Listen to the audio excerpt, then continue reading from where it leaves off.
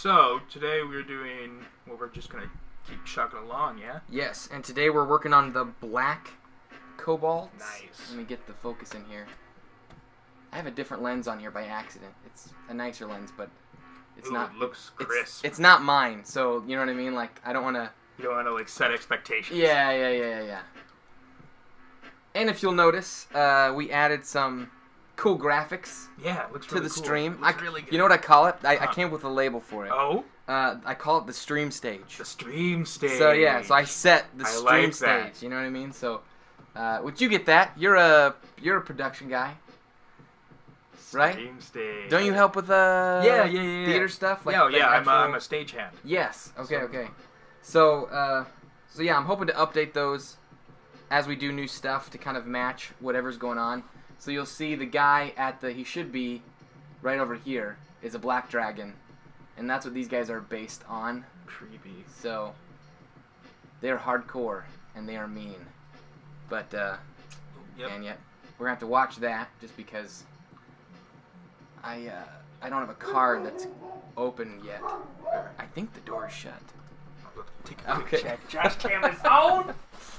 Alright, let's get to work on this.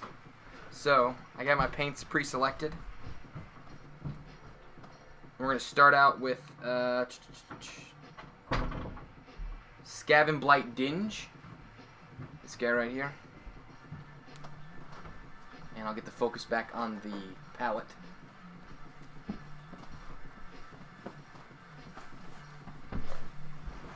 I should quick throw out a tweet that we're live.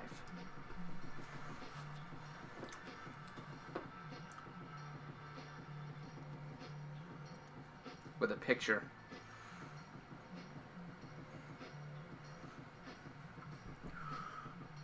So, Jake, what's new, man? Nothing much, you know. It's been, we streamed on Monday. Yep. Since then, school. Okay. And you're how far are you in college right now? I'm a sophomore. Okay. So, still got some time left on my sentence. Yeah. You're not a fan of school. I enjoy what I'm doing, but at the same time, got to get those gen eds done. Yep. And they are no fun. Yep. So, this is true. Man, I'm so impressed with the graphics. It's pretty fun, man. That was fun to put together. You should have seen some of the god awful looking, like preliminary stuff. It was pretty gnarly. I didn't know what I was doing. I'm not a graphic designer.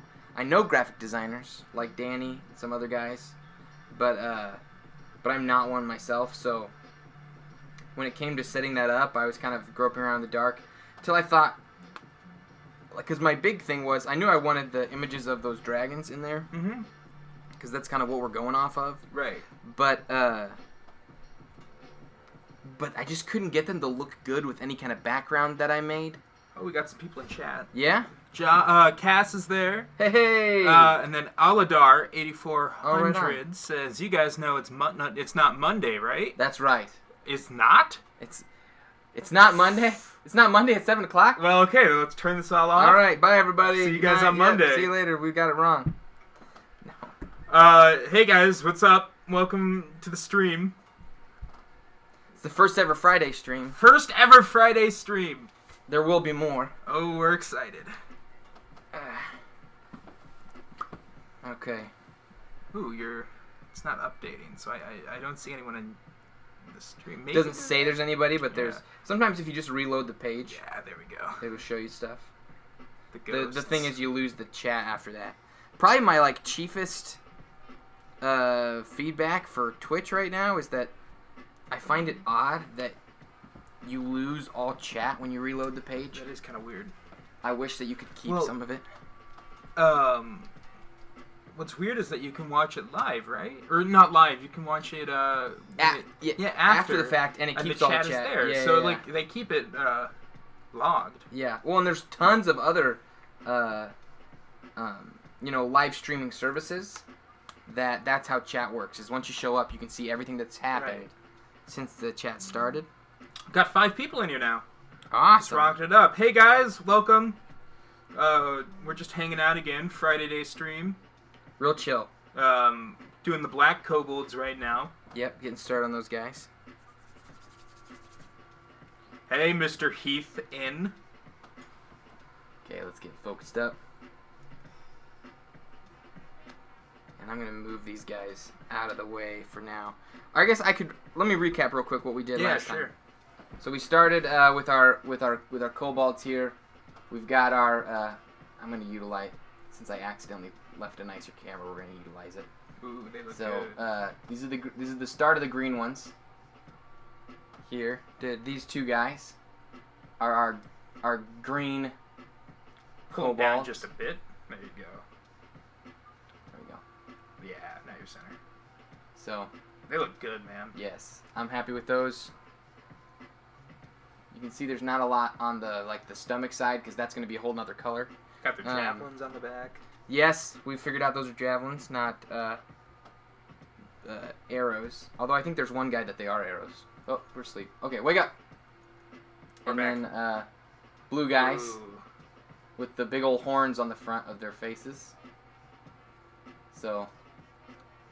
That's where we started last week. That is a pretty blue. I like that. That was cool. And then these guys, probably my personal favorites, are the red ones. Nice. So these guys are turning out cool. With the big horns. Horns look really good. I Yeah, know that you were kind of like ashamed of your sculpting, but like I think those look really awesome, man. They turned out okay. Yeah. Hopefully, like a good paint job will make up for any lack of I say we just leave them unpainted. sculpting. Who needs to paint? So, alright, let's do this. Let's get started. Mr. Heath says, loving the overlay. We are too. Awesome. Yeah. Cass says they're looking awesome. Great. Thanks, Cass. Appreciate that. Cass is an artist herself. Is she? Awesome. Yes. Oh, right, because she did all the fan art. She did. Yeah, she's been doing a lot of fan art. Yeah, the bull. But I think, Cass, am I right that you're in like school for that stuff right now? I think she is. Okay, so I'm just mixing. I'm mixing some of my paints here, getting some different gradient shades. This is kind of like a grayscale paint. I wonder if I should add some blue to it just to make it not black, but like we'll go gray first, and maybe I can tint it a little bit if I feel like it needs it. Yeah. She is a art major at Austin, PA. I have no idea how to pronounce that. I'm a... It's only artists are meant to pronounce that. That's right. You have to have art in your blood. Yeah. It's like parcel tongue from Harry Potter. Okay. You know? You got to be from the line of P. Austin P. Got it. Is that the thing? That's what you put. Oh, hey! Shibinj just subscribed with a $4.99 sub. Oh, dude! Welcome aboard! Thanks, man. It's not an art school, but they have a great art program, and that's all that matters. Whoa. That's the sound that it makes when it happens. Awesome! Yeah. Well, welcome aboard, Shibinj. I'm gonna butcher everyone's names. That's my new goal for this stream. I like the name. It denotes the fact that I think they like watching stuff in succession. Gotta binge quickly. that. Yeah. Go ahead and watch us right now, but then go ahead and watch the last stream from Monday. Cass is ordering Subway. Nice. A bit jealous. Oh man. Had you know what? Lasagna. Yeah. Subway's great, but I'd be more jealous if it was better food. Are you like Good Sense, Jimmy John's? What's your poison? Sandwich poison. Sandwich poison? Yeah. Probably Subway. Subway? Yeah, like that's probably it's like more of like a guilty pleasure. Sure. I get like the chipotle sauce. Nice. See, I go meatball marinara. If I'm going Okay. Subway, gotta go the. Yeah. I get a chicken bacon ranch, no ranch, chipotle instead. Pepper jack cheese instead of. Oh my gosh. You're a man of taste. Yeah. I'm gonna put my phone on Do Not Disturb. 6 people. I'm guessing that's actually Shabinge. Let's see. It's simple and conveniently on campus. No ranch, Cass says to your chicken bacon ranch sandwich. Oh, yeah. With the Chipotle. That's a controversial opinion. Oh, really? Yeah, I think you should probably explain yourself. I think ranch is disgusting. Oh. So, how's Shots that for fired. explaining myself? Cass, how do you feel about that?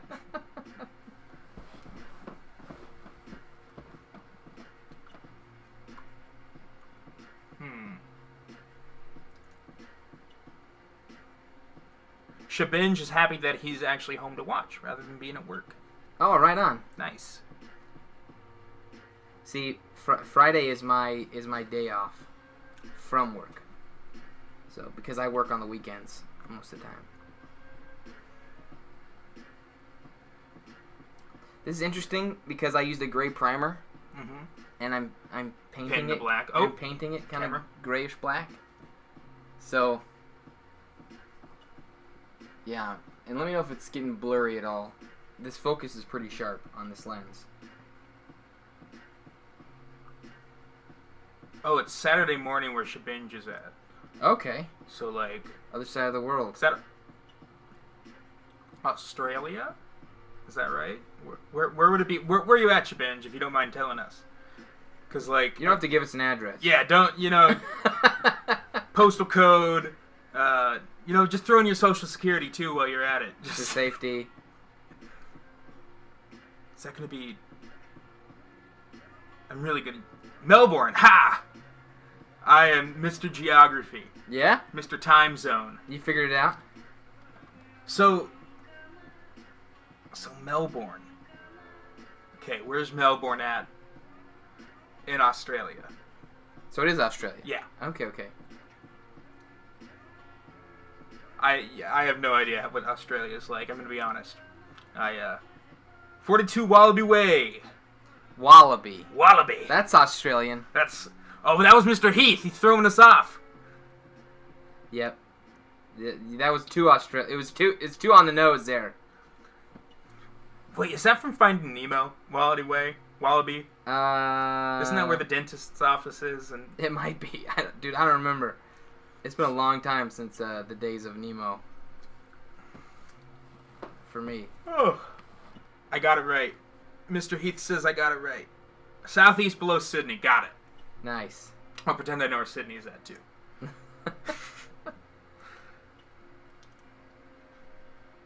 man. Alright.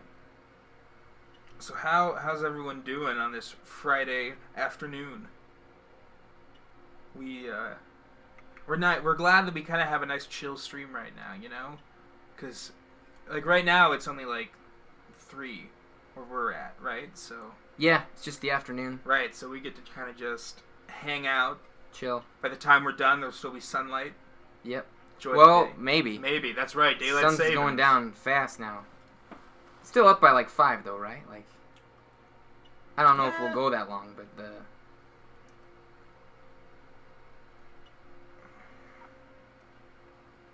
Chromatic Kobolds. We were talking about a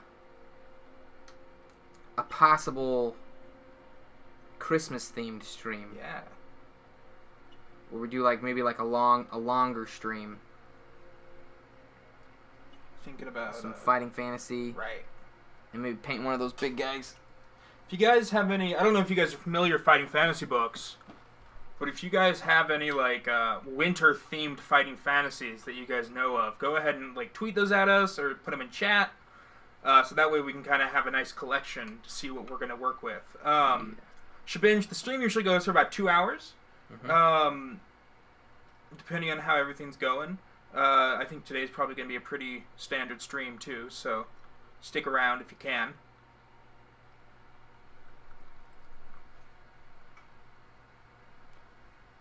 So this is a strange process for me because it just feels like I'm operating in like grayscale. Do you want to move yourself over a bit to the right? Yes. There you go. Okay. I need to lock in like an eye point here with me.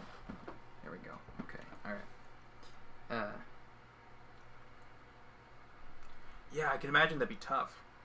because it's, you know, how much with the color you can kind of, you know, eyeball it. With this, you gotta. Yeah, man. Okay, Jake. Yeah. You're still DMing the Star Wars Yeah, game? we haven't played in a while, but I still am. Do you got some stuff in store for your players? Yeah, I think we're actually nearing a pretty solid conclusion, I think. Okay. Because we are going to switch. We're going to switch to 5th edition. Yeah. Because I'm really missing some D&D action. Right on. So, yeah, Star Wars, we're going to... They're right now, they're currently in a winter kind of like in the Arctic. And in this city called Beacon. And the entire city is built around an old discarded Imperial generator. It just sticks out of the snow and heats up the area around it. Okay. So if you go outside of the beacon, you know, you die because of hypothermia and that kind of stuff. So everyone's kind of like stuck inside this little area, and it's there's a bunch of corrupt politics going on about. That's your jam, right? Oh yeah, love me some corruption. And so right now the players are trying to figure out if they're going to go good or bad, and it's been a lot of fun. And I think we're going to probably end. The best part is that they're completely split. Half the party is like, I think we should just do away with the good guys and let the evil drug lord, the evil spice trader, take over the town. And the other half is like, well, you know, maybe we shouldn't do that. Maybe that's bad. Maybe that'd be a bad thing. That's funny. Our 2 Jedis are split on the issue. One's going totally Sith. Kelsey's actually going totally light side. So there's a bunch of conflict there. It's going really well.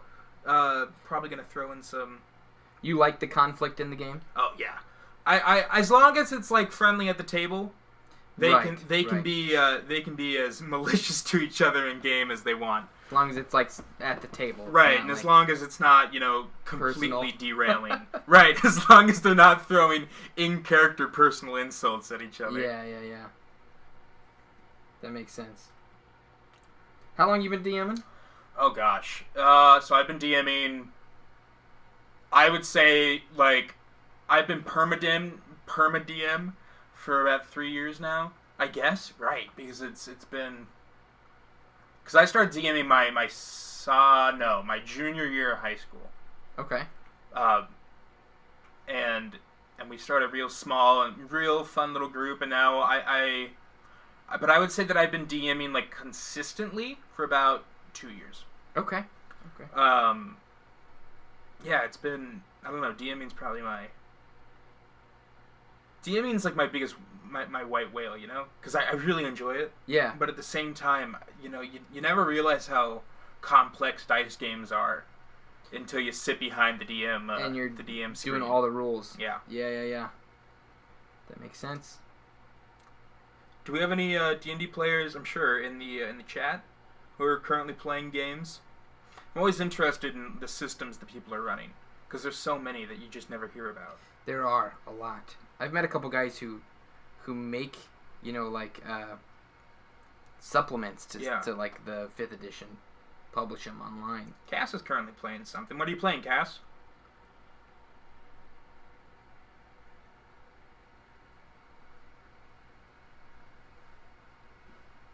And you miss being a player. I do miss being a player sometimes. Yeah. I miss I miss really getting into detail with a character. You know? Like, because when I play a character, I've only played 4. And 3 of them were in just one campaign. Oh, cool. What's that? Cool. Cass is in a group with a couple of her roommates and friends, and then Mr. Heath is in a group every other week. That's a lot of fun. Right on. Actually, Cass has a game in 10 minutes. Whoa. Is it an online game, Cass? Yeah, well, no, because she's playing with her friends and her roommates. Oh, roommates. Okay. Yeah, have you ever messed around with, like, Roll20? I have. Yeah? Yeah, not, like, for a game. So, like, I set something up. This is, like, this is the nature in me that I think I've done my best to fight. Because I have had a habit of trying to set up something grand and awesome and then just not having it following through. Yeah. It's the worst. Now, I think thanks to Sneak Attack and some of the success that it's had, I've been able to see what following through can do. Yeah. You know what I mean, firsthand, and going like, you know what, like yeah, I think I realized like if I can stick it with something, I can make you can actually find success. Find something kind of cool, yeah. If you're willing to like put the time and consistency into it. So do you prefer being a player or a DM? I prefer being. Tough question. It's a really tough question. Both is acceptable. I think I prefer being one or the other. Mm-hmm. I don't want to be a DM while I'm playing. Right. Like I don't want to DM another game while I'm playing a game. I get that. And if I'm DMing, I'm not really interested in playing a game because it splits my focus. But back to Roll20. Mm-hmm. So I got on there and I started sending out a bunch of messages saying, "Hey, I want to talk to DMs. I want to create just a meeting of DMs where we can meet and talk about Dungeons and Dragons or D&D and what we do for game mastery and all that stuff." This is probably like 2014. Cool. So early. Yeah. Camera. Early Roll20. Yes. And I got I think about 5 or 6 people together that signed up and said, "Hey, yeah, I'll show up," and they showed up on time and we were chatting and stuff. And it just was kind of weird because the dialogue I wanted to have was just not what I think everyone was came. I probably didn't do a good job of creating the right expectations because I wanted to talk theory, how do we do what are some of the best ways to DM. This is before I found like podcasts on that stuff, and so I was trying to just kind of feed my brain, and everyone who came was kind of just more interested in talking about what they were currently doing. Ooh. Yeah, that would be. And so it just turned into a swap, a story swap, and not really a hey, let's problem solve, which is okay. It was still a fun hang, but I really wasn't interested in doing it again. And rather than sending out a message or just destroying the group or anything, I just left it and never went back. So ghosted the group. I did. I ghosted that group after one meeting. Hopefully they weren't this is the best thing ever. I can't wait. I found hope. Nah.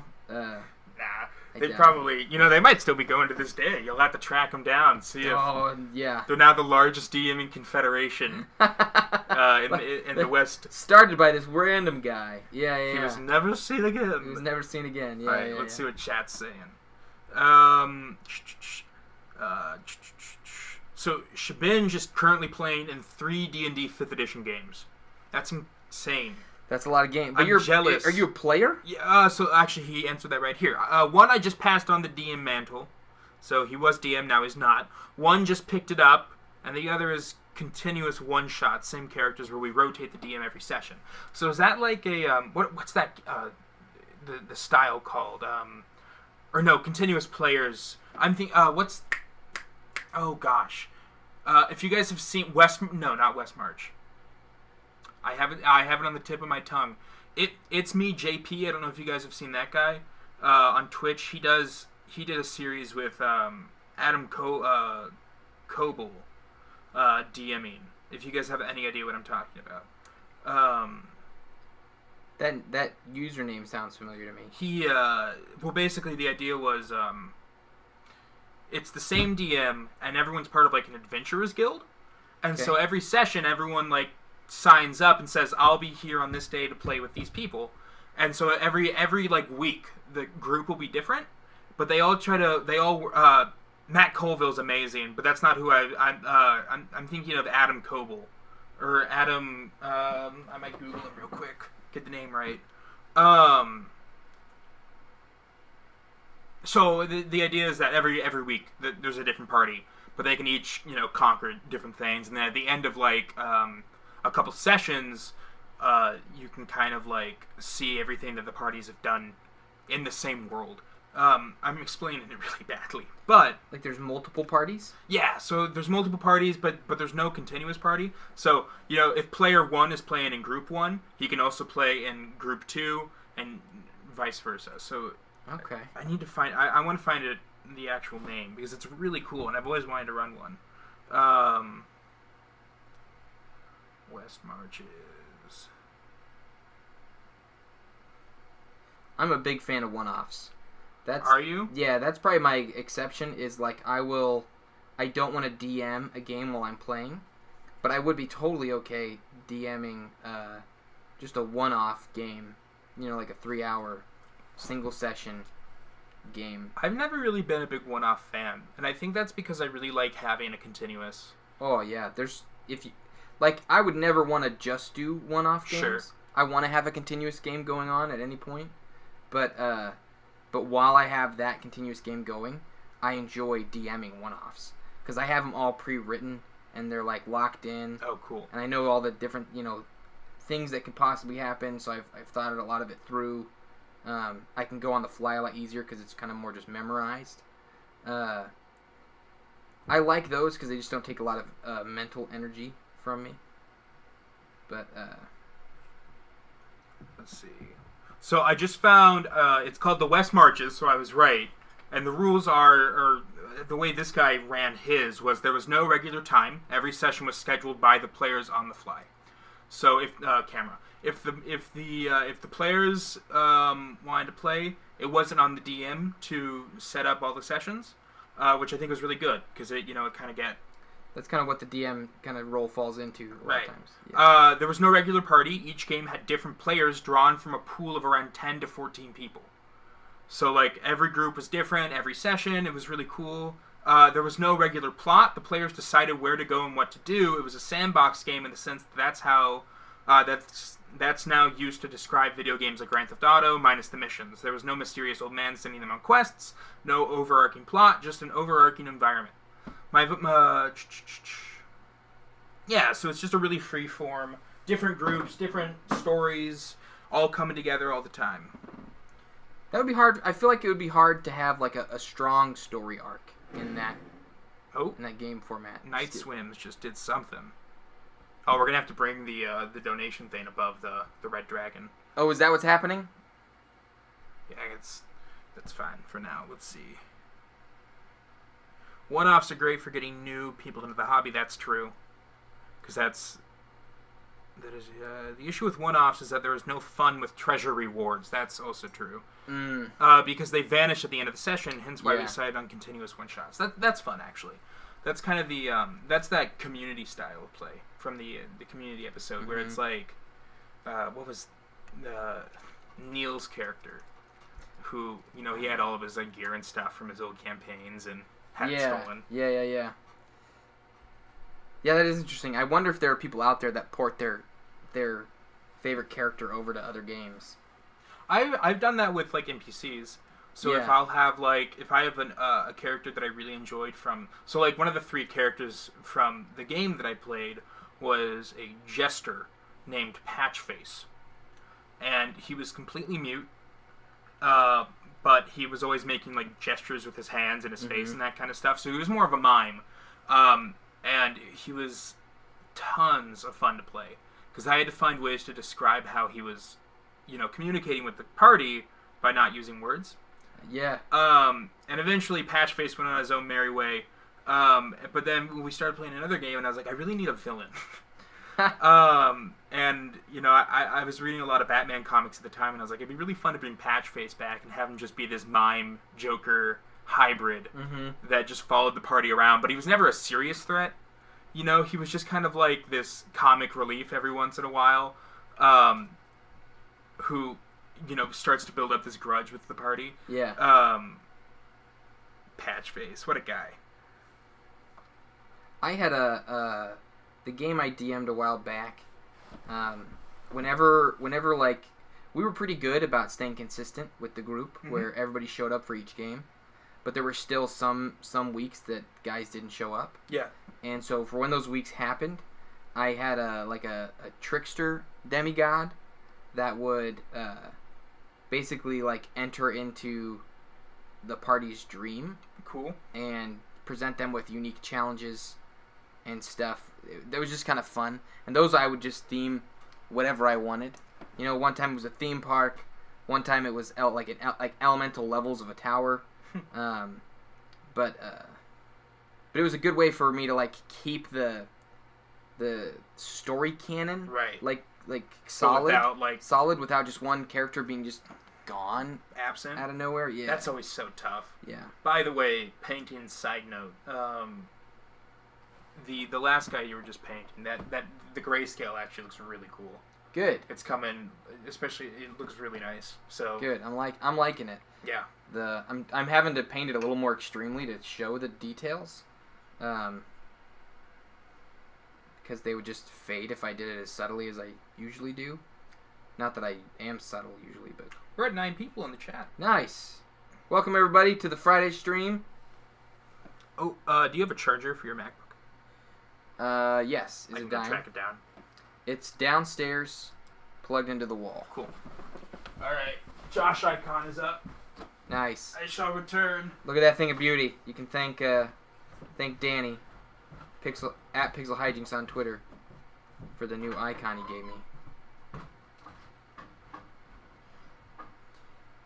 So,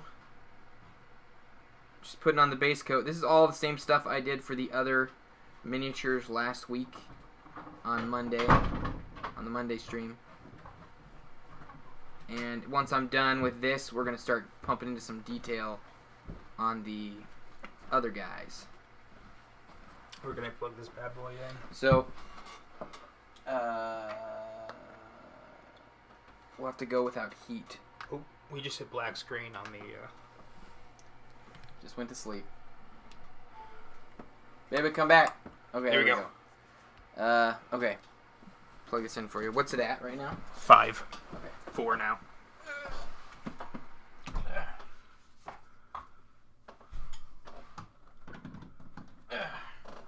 Okay. You should be charging there. And then, what I'll do real quick, let me focus this on the table so it's not like just a blurry screen. Real quick. Got some new people in chat. Hey, Beast. I'm not. Be the Beast 44. Oh, be the beast. What's Be up? the Beast. Welcome. Johnny Thomasidal. Hey, everyone. Hey, John E. Oh, I can take off the Josh icon. Back to my mug. Here, can I check something real quick? Yeah, sure thing. I'm gonna see. Now it's not just the Josh icon; it's the actual Josh. Face. Whoa! Hey, can Uh, barely tell the difference. I want to see if this imported. It did. So we're in on there. And so then I'm going to. We can clear a card now. We don't got to keep. Resetting it every time it falls asleep. Okay, solid. And then I'm gonna check this one. Oh wait, I didn't do that right. 24 minutes on that guy. Okay. All right, let's keep it chucking. All right. Please just call me Beast. Will do. It's better, much better for me too. Who else ordered a shirt? Oh yeah, sneak attack shirts. Nice. You were telling me that those were selling really well. Yeah. It's really cool. Let me see here. I'm gonna quick. I don't know if you can see this on stream or not, but I'm formatting the card real quick. We're back. All right, solid. And then I'm gonna do this. Cass ordered Boom. 2. Cass is a diehard fan. She is. Can I exit on the Prelude CC or the? Yes. Yeah. Bam. Yeah, close that guy out. All right. Red and navy, good colors. Okay. I think we're ready to start doing some detail work. Nice. So, this is always fun, and I think it's much more time consuming because rather than doing broad strokes, we're now going like honed in, and gonna use these guys. These are my detail brushes. They are, let me see here, Series 7 Finest Sable Winsor Newton brushes, miniature brushes. So, there's that. Let me get anybody interested. There you go. I've got 3. This came in a 3-pack. It came as a gift for Christmas. I don't know how much they cost, but they are awesome. They're getting old. I've had them for a while. And those are real hair, right? You said yes, yeah. That's all my brushes. I don't have any of the plastic bristles, anymore. Dang, Alyssa ordered 3 shirts on top of the one she already has. Wow. So she has a sneak attack shirt for almost the entire week. Alyssa, I'm not surprised. And I'm very thankful. Those shirts are super cool. We've got both Kels and I own 2. Right, Alyssa's got you beat. She's got me beat bad, yeah. Okay, we're going to go back to blue. Now, I have another shade of blue paint, like an actual brighter shade. But I think the first thing I'm going to do, because I threw a wash on this, which made the whole thing darker. Oop. There we go. So I'm going to first come back at it with the original paint color, now that the original paint color that was on here has been brought down a shade. And then we'll bump up to the lighter shade color, if that makes sense. So we're going back to Stegodon Scale Green, which I don't think is very green at all. And we have some still here in the palette, but it's kind of watered down from just sitting up here and getting condensation. I don't think I need a lot, but I just want a little bit. That's the deal. Like, I've had this conversation with my stream before, but I've watched a lot of miniature painting tutorials and stuff online, and these guys a couple things that they'll do, makes no sense to me, is when they're getting ready to paint, they'll dump just a massive amount of paint onto their palette that you're never going to use that much paint. Right. And the other thing they do, which, because like I'm much more interested in just getting as much as I think I'll need on my palette, and if I need more, I can grab more. I almost still, even though I try and do just a little bit, always end up having excess. But the other thing they do is these guys will be painting with their brush, and then they'll lick the paint off with their tongue. Ooh. Yeah. And then keep painting. They put themselves in the work. They gotta... Yeah, a little bit of them in every miniature. Yeah. Man, I can't... And I wish I've only seen one guy do it, but I've seen a lot of the best miniature painters doing that. Is that healthy? I don't think it is. These are acrylic paints. Like, probably you shouldn't be ingested.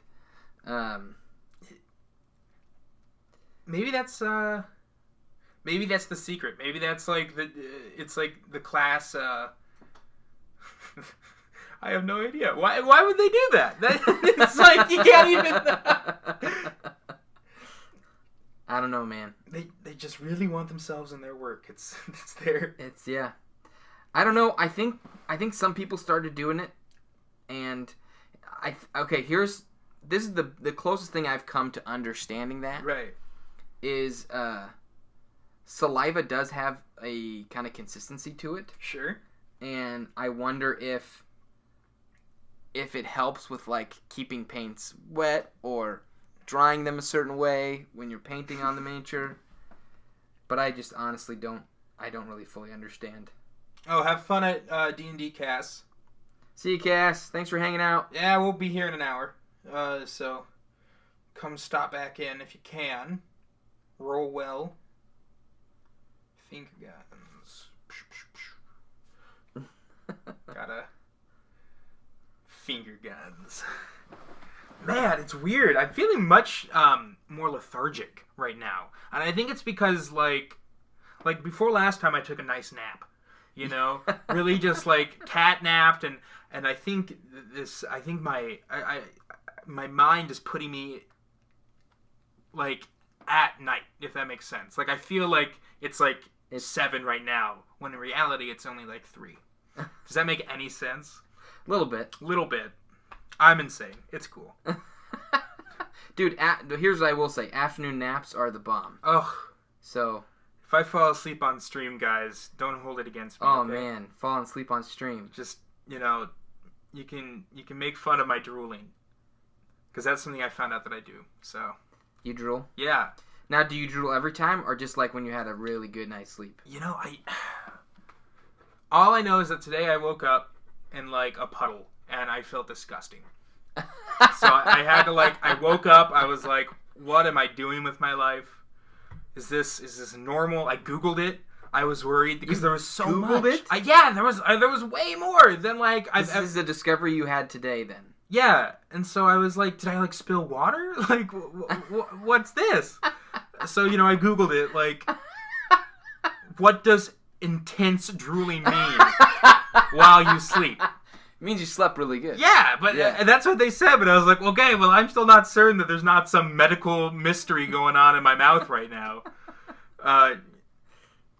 Most people will eat spiders in the time that they're sleeping. I really don't want to hear that. Because you sleep, your mouth opens and they crawl right in. Beast, my name's Jake. I am, who is this guy? Who's this weird dude? I'm with you, Beast. Who am I? Jake is, I met Jake through Kelsey, my wife. He DMs a game for her. Yeah. And some other friends. And I told Kelsey, I said, hey, I want a co-host for my stream who we can just chat nerdy gaming stuff, all that D&D and has, and has some skill in writing and creativity and stuff. And she was like, I know the nerdiest dude in the entire world. Yeah. And then she's like, well, he's not available, so we're going to get the next best thing. But I also know Jake. Yeah. My name's Jake. You can follow me at Twitter, the notorious JFP. I post some really crazy train of thought stuff. I'm a DM, video game player, college student, extraordinaire, pretty average dude. We should probably have you just like give a little intro to yourself, since not everybody's gonna know you. Sure. Most of the time. So yeah, that's I'm the enigma. I'm really interested in miniature painting. It's something that I've always wanted to do. So I was like, well, let's learn from. Dude, really? Yeah. Oh man, I didn't know that. Well, yeah, I'm really bad at it though. That's the problem. It's like I tried painting once, and I was like, this is gonna go in a drawer somewhere. Let's see. We gotta get you on this side of the thing sometime then. That would be terrifying. I'm cool to talk. Yeah. I'm a motor mouth, but like painting, my big fingers would get in there and just like break off the tail or something. You never know. I could give you something like it's like a slam dunk. No way to screw it up. Maybe that'd be fun. Maybe that'd be a fun like Christmas stream thing. There we go. Yeah. We'll throw me behind the camera. Yeah. Okay. So I got one half of the tail here with a little bit more detail. Looks good. Is that focused? There you go. So, and you can see kind of the contrast between the base colors, more detailed. I'm just trying to add some texture, basically. I don't know that I'm done adding texture. I'm kind of being a little messy here. I don't want to be this messy, so. The kobolds. It's just a matter, yeah. They got scars. They got. See ya, Aladar. Thanks for stopping in. You can get by with some mess with this stuff. We're just kind of like slamming it on there and not really caring about what it looks like or where it goes. But there's something to be said for intentionality with detail and not just slamming it on there. So I'm trying to have some intentionality. Shibinj, he paints. First thing he painted was a mastiff. Very hard to mess up. I had mastiffs are one of my favorite, like D&D creatures, even though they're like a real thing. I had a gnome in a party once who rode around on a mastiff. Nice. And it was so much fun because everyone else was on a horse, and then you have this little gnome ride up on this mastiff, and they got so much crap for it. Like just be. Where would okay, so Mr. Heath wants to know where would suggest start mini painting?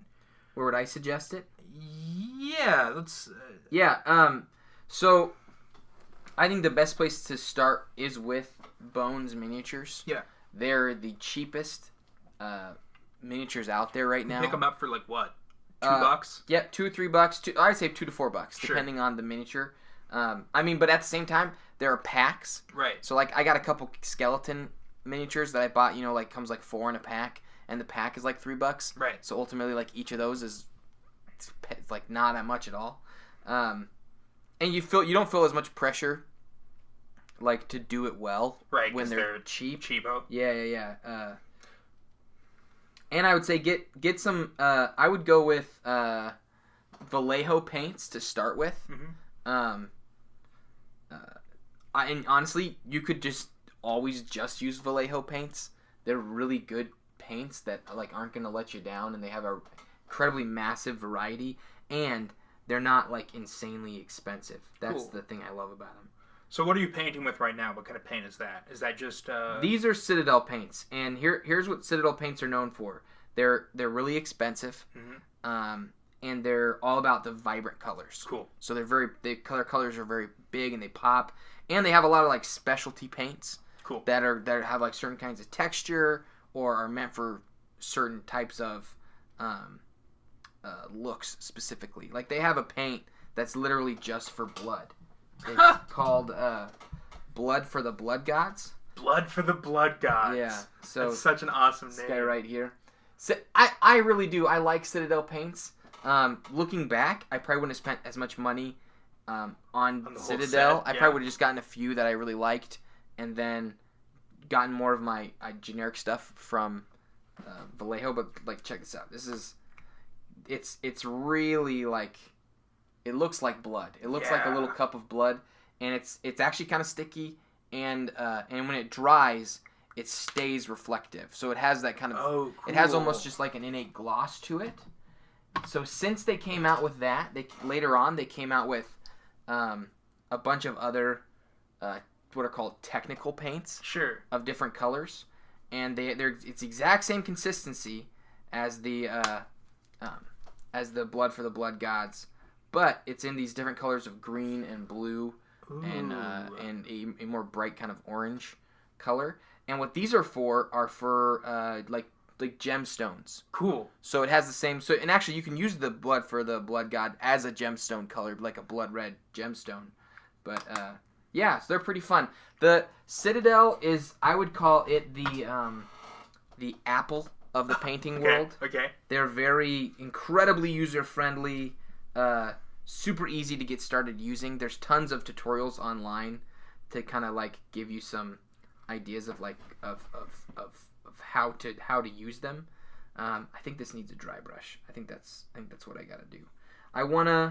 There's a big part of me that wants to go through and like do every single dot of detail, but for the sake of the stream and doing other stuff than just the Kobolds for the rest of my life, I'm gonna do some dry brushing. So dry brushing is exactly what it sounds like, where you take a brush that's dry, and I'm gonna use this guy right here. This is, ooh, hey, what was that? Count one, view something. Again, the red dragons clouding our view. Was it yellow or purple? It was blue. Blue. I think that's a follow. Okay, we got a follower. Maybe. I think that's what it is. Well, thank you, regardless, for whatever it was. I gotta fix that. We have this red dragon. Okay, real quick. I got it, because I can fix it. I'll fix it really quickly here. Okay. Alright, so let me see here. Hey, everybody. I know what it is. It's this thing. Yep. So let's move it. Let's move it like right here. Cool. It'll be on top of stuff, but I want to see it. I want us to know what it is. So, awesome. Okay, so dry brushing is, in my opinion, one of the easiest ways to pull out a bunch of detail. I'm probably gonna, with the tail, I'm still gonna try and do a lot of that kind of like, those kind of like lines of detail for the tails. But for all the scales and some of the face and stuff, which I am gonna pull out some of the details with the face, we're gonna dry brush. And so what we want to do is basically get a lighter color on here. And now with Citadel, they actually have paints that are called like dry paints. Cool.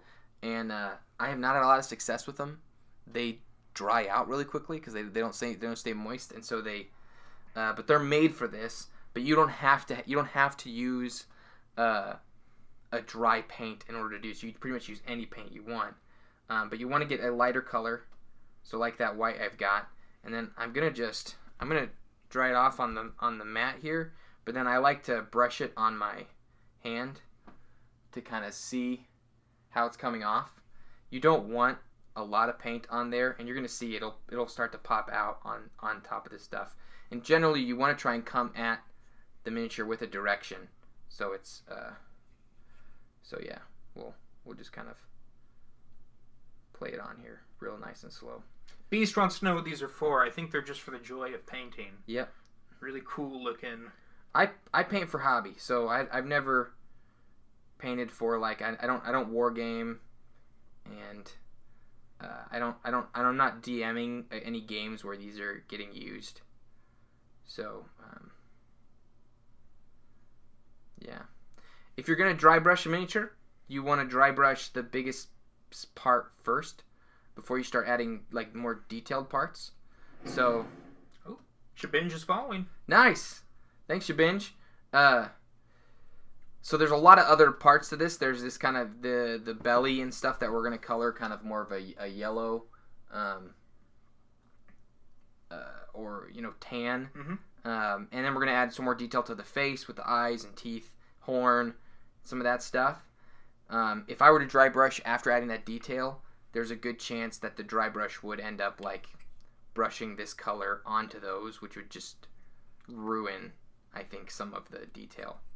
So you want to do this. You want to do this before you get to that point, in my opinion. So I think we're pretty much good. This is a rough dry brush. Like we said earlier, these are minions. But I think that's looking cool. I think this part right here. Then I'm gonna try and get a little bit lighter color, even if I can, like more of a white. So how long have you been painting? How long have I been painting? Since either 2012 or 2013. Cool. Yeah, it's right after I started playing D&D. I wanted a miniature that looked like my character. Cool. And so I set to painting him, and I actually have my first ever painted miniature here. Oh, cool. I'll pull him out in a second here once I'm done with this dry brush. Okay. Maybe for Christmas I'll bring my first mini. Do it, man. Maybe that's what we can paint up Muradin. Nice. So yeah, here's the. Okay, so I think that's where I'm gonna stop with the dry brushing here. Cool. On this guy, I'm still gonna try and I think pull out specific details, but we'll go dry brushing for a little bit of time. I think it looks really great on the scales. Yeah, no, it does. It really makes them pop. What I like it for. Very. Okay, check this out. Here's the first miniature I ever painted in all of his terrible glory. He looks good. What are you talking about? I'm not a fan. Well, I'm a fan because it's my first, you know what I mean? But right. This was I had just discovered dry brushing, and so I literally dry brushed everything. Nice. So it's like go all out. Every single color is dry brushed, and yeah. So what was his name? This is Graic. Graic. Oh, okay, cool. This is Graic 1. Graic 1. The initial Graic. The OG. Yep, the OG.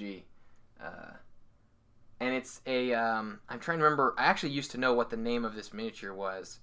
And I painted a second one of these a couple years ago. Mm-hmm. Looked a lot better, and I sold it for about $20. Awesome. But it was like a bid on eBay. Cool. I initially sold it for like 1 cent, and then it just got bidded up. But that's the only miniature I've ever sold. I regretted it. Yeah. Yeah. Now that because I'm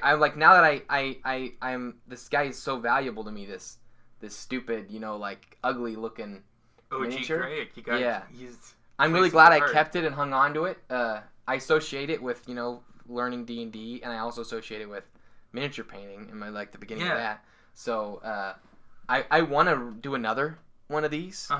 I'd like to do one every year just to kind of see where your skill is growing. Yeah, that'd be really cool. Yeah. So there's that. Mr. Heath wants to know if you have any preference between plastic or metal minis. I've never painted any metal minis, so I really don't. I don't think I can have a preference there. My only preference is plastic. Plastic. Have you ever heard of those like Hero Forge minis? Yeah, and I have one. Actually. Oh yeah. Yeah. So this is another Graic. If you can tell, he's my favorite. This is a Hero Forge mini. You can tell because I was one of their Kickstarter backers. Oh, cool. Yeah. So he's got the giant hammer there. This was my so when I was DMing, I ordered this guy. So this isn't Graic the character. This is Graic the NPC. Nice. This is King Graic. King Graic. That's why he's got kind of a a crown there. So you're a dwarf man. I'm a dwarf guy. Oh yeah. Oh, man after my own heart. Yep. Dwarves are the best. Muradin Bronzebeard, or Golden Hand, actually, is my... Is that your guy? He's my probably my favorite NPC. Nice. Super zealous paladin of Moradin. Oh man, we were playing a game called The Darkest Dungeon. And the entire game is 50. My friend Ethan was running it. Really fantastic game. It was a 50-story dungeon. Whoa. And we get dropped at the top, and we just work our way down to try and escape.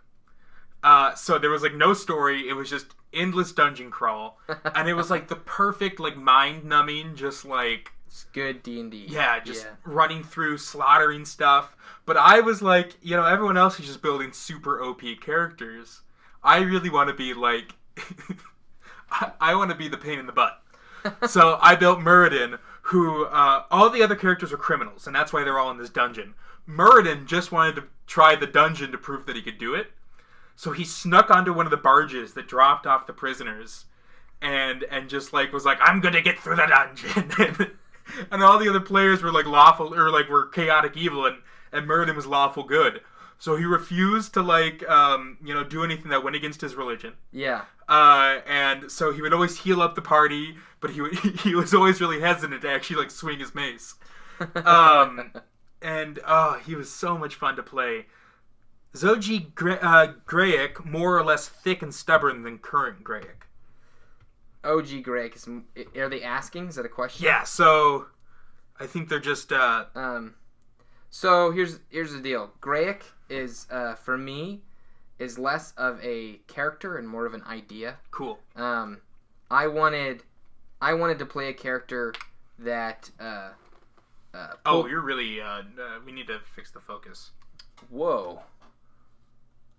Sorry, gang. Got caught up in dwarf speak. Yeah.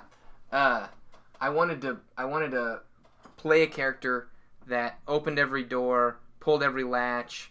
You know what I mean? Right. A DM's best friend. Yeah. You know what I mean? It's like if you're gonna put a trap, my guy's gonna spring it. You know what I mean? That's the initial like kind of impetus behind my first Graic, like when I first made him in the first game I ever played with that character. Graic V1. Yes, Graic V1. And that was really fun. I really enjoyed it. The Graic that I have now, like the Graic who's in the podcast, is much more of a character. Right. And less of just a guy who hits traps. Cool. So yeah, that's the biggest difference. Graic as an NPC is always a benevolent, awesome guy that never really has much issues. Is super cool. Super dwarf, man. Yeah. Welcome to the stream, Woody. Thanks for joining us. Woody, what's up, man? Let's see. Man, I think dwarves have to be my favorite. Oh yeah. They're just, you got Gimli in the movies. You got for the WoW players. You got the dwarves are always like they have their muskets and they have like the big siege machines and they're always dwarves are just fun. Yep. They're just like they got their ale. They got. I think I would be a D&D dwarf. Same. In real life. I think I would just bite the bullet. Kelsey. Hey. Invader. Welcome. Wow. Southeast Bicycle Club? It's a JV college club. I just really want people to make it to college. Yeah, you're wearing a lot of Southeast gear right now. I am, because it's Casual Friday. Hello. Hi. How are you? Fine. How are you? Good. Good. Do you see my awesome stream stage that I made for our stream? Take a seat. Check it out. Oh, wow. Look at that. Look how professional it is. Wow. We're moving up in the world. You guys really are. It's crazy. We got 9 people in the stream. Hi, stream. Everyone's hanging out. We're just talking. Mr. Heath N. He goes by Heath. Hey, Heath. You've really just offended him. Hey, Craig. Craig. We might have I know to Craig. call this off early. Craig on? Yeah. Oh, right on. Said hi. Look at you. You're a celebrity. Hi, Woody. Woody A or Wood He goes by Yay. Woody. What do you go by? What do I go by? Well, now that I have my awesome Twitter name. I'm going to tell your dad. What do you mean you're going to tell my dad? He said you couldn't go by JFP, didn't he? Yeah, but that was like when I was like 8 years old. I'm telling your dad. What the heck does that mean? You're in so much I'm trouble. 20 years old. You can't tell my dad on me. Did you see my new dice? No, what are they? Sorry, I'm distracting your host. Yeah, It's okay. here. Let's show. Wow, they're super heavy. Yeah, they're awesome, though. Check them out, stream. Metal they're dice. bronze metal dice. From Dice Envy. Is this your cool sponsor, guys? Yeah. Well, yeah. Dang.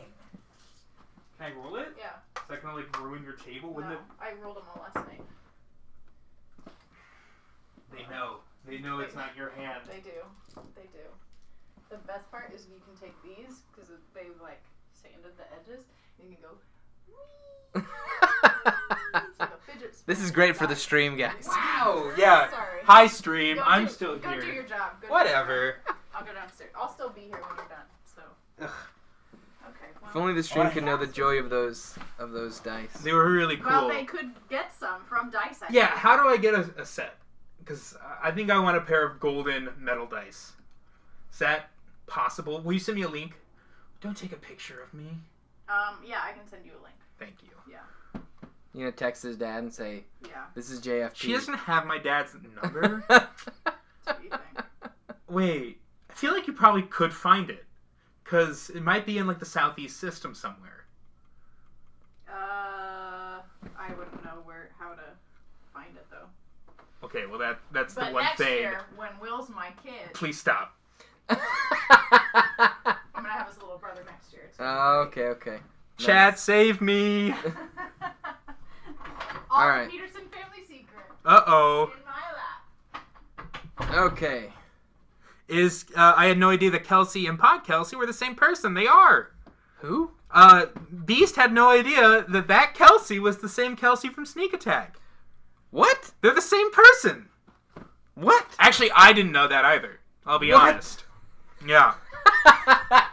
I'm so confused right now. How could there be two Kelseys? Well, I think Kelsey's a pretty common name, right? Is it? Is it? Do I know any other Kelseys? It's super common for people my age. Okay. It's You mean very old people? Yeah.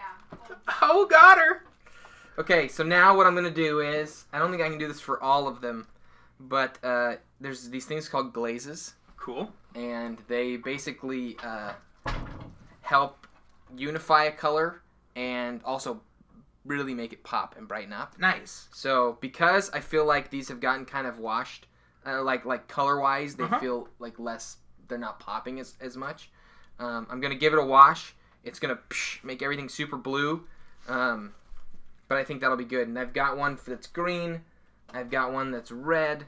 So we should be able to do all of those. And then the black ones, I don't know if they're going to need to get The poppin'? to get popped with color. Yeah. If not, I mean, I do have a yellow glaze. So Ooh. we'll yellow glaze the black Yeah. ones. That'd be weird. Beast also had no idea that Kelsey was your wife. Guys! Beast! I think we need to, like, put it all out on the table. Kelsey is the same Kelsey. If you've ever met a Kelsey, it's the same person. Okay? So, all Kelseys are one. all Kelseys, they're like mind flayers, you know? They can send their mind out and just, like, inhabit other... Or it's like that episode of Rick and Morty, if you guys have seen that, where it's like the one conscious. It's the hive mind. Yeah. Kelsey's. All one person. Unity. Unity. Yeah. Kelsey and I are married. Kelsey and I, Josh from the podcast and Kelsey from the podcast are united in holy matrimony. Yep. Gosh, the blue guys look really cool. I feel like we start talking about it on the podcast a lot, so I get surprised now. But I guess if you're not caught up, or if you're... See, I had no idea. That we were married? Yeah. Yeah. I just found that out. Wow. About 2 seconds ago. Oh, wow. Okay. So, I was like, brother and sister? Oh, gross. They're not Lannisters. That's for sure. No. Alright, changing subject. Yeah. Let's talk about the Kobolds, yeah? Actually, yeah, what you're adding right now, the kind of the glossy. Yeah, the gloss is bringing the color they out look a lot. really cool. Yeah. Yep. Let me make sure that's in focus. Yeah. So, I think it kind of tones down the white highlights from feeling a little too, like blends it better, really white. Makes it look, yeah. Helps kind of bring everything together a little bit. So, works out.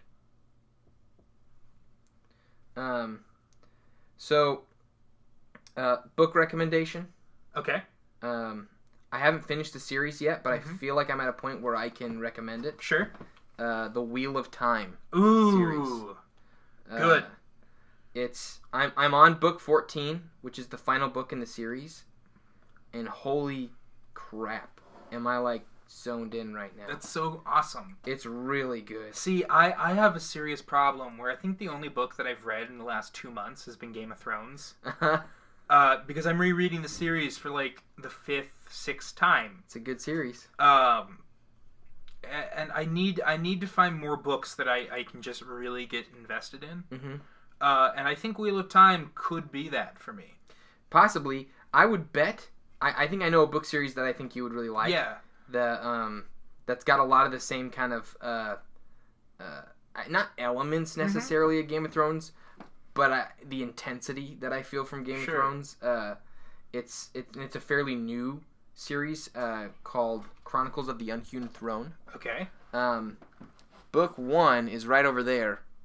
That's the book on top of the Emperor's Blades. Yep. By Brian Staveley. Oh, Get this. Fun art. That's his first novel, and it got published. It was super successful. I've heard so many writers have to write 8 books before they get one that's published.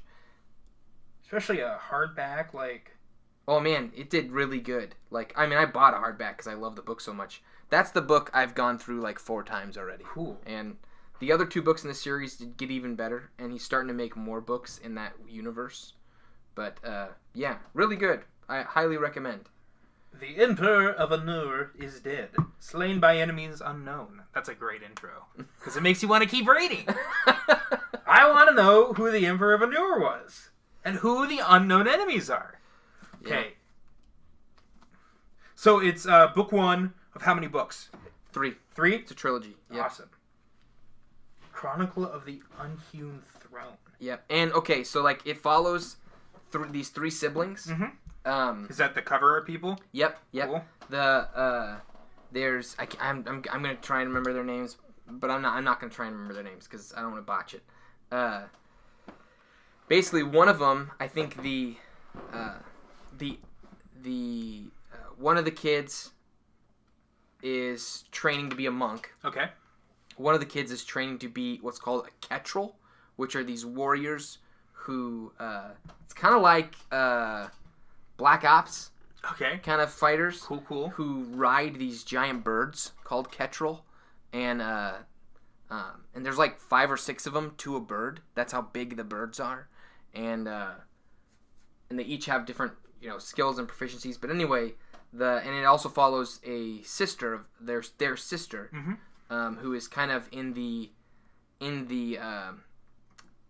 politics of the throne, and their father is assassinated. And so so they're like the princes and princess. Yes, and the kid who's studying to be a monk is the heir to the throne. Okay. And that's what every heir does is they learn to be a monk before they become the king. Cool. And so his life is massively in danger because if someone assassinated the king, then they're probably going to try and assassinate the heir. Is next, yeah. And so the sister is trying to figure out who killed him on the political scene, while the monk kid is one, he's trying to learn to be a monk while also avoiding assassination attempts. Right. And the other their brother, who's trained to be a ketrel, is like on probably one of the most BA storylines I've ever heard. Yeah. You're really building this up for me. I'm kind of excited. I will build it up. It is incredible. And if you want to listen to the audiobook, it's read by Simon Vance. He does a really good job. So I'm about as pumped as I was last week when Cass was telling her story. Almost. That sounds really cool. It's a great series. If you want to borrow the book, if you're a big fan of reading physical books, you're welcome to borrow that. But I'll take you up on that. It's just a borrow though. Like you can't keep it. Yeah. So yeah, man, you're more than welcome to borrow it. And I'd love to talk to you. Yeah. Well, maybe that's what I'll do. Maybe I'll take it home, read over it this weekend. Oh. And then on Monday we can talk shop. Do your thing, man. I won't force your hand. No, I'm actually because I need something else to read. You know, because right now I'm just listening to Game of Thrones on my audiobooks, contemplating life, and I think it'd be really fun to get into a new fantasy series. Here's the deal. Brian Staveley has an incredibly unique and really good grasp on history, language, and religion. And he ties his knowledge of all those things into the story incredibly well. Well, that's awesome because that's what I'm studying, you know. And it dips its toes in fantasy, without like diving head deep, which is what I think is similar to Game of Thrones. Cool. Yes. So where there are times where you feel like you're reading more of just an epic and not a fantasy. But then there are moments where it's like, oh, this is a total fantasy. This is crazy. Yeah. Cool. So it's really good. The writing's fantastic. Yeah, I couldn't compliment Brian Staveley enough. Favorite author. Right? Yeah, no, if you don't mind, I'll take it home, read it this week. Go for it, man. Well, get as far as I can. Oh, I summoned Cass, I think. She's back. You summoned her? Welcome back, Cass. You spoke her name and she appeared. I'm a warlock. Summoning the, we have 11 people in chat. That's awesome. Yeah, we're all hanging out. That's cool. Doing the green kobolds now. Yep. It's green time.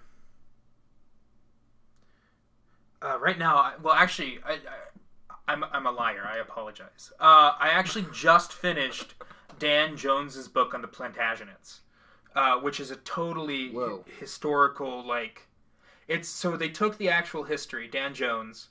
I don't know this at all. So the Plantagenets were the family who, so after, 1066, William de Normandy took the throne, but then, his line didn't last too long, and then, in, 1100s, 12, I don't have the actual date, because I'm bad at dates, but, the Plantagenets took over, and they spanned one of, the most,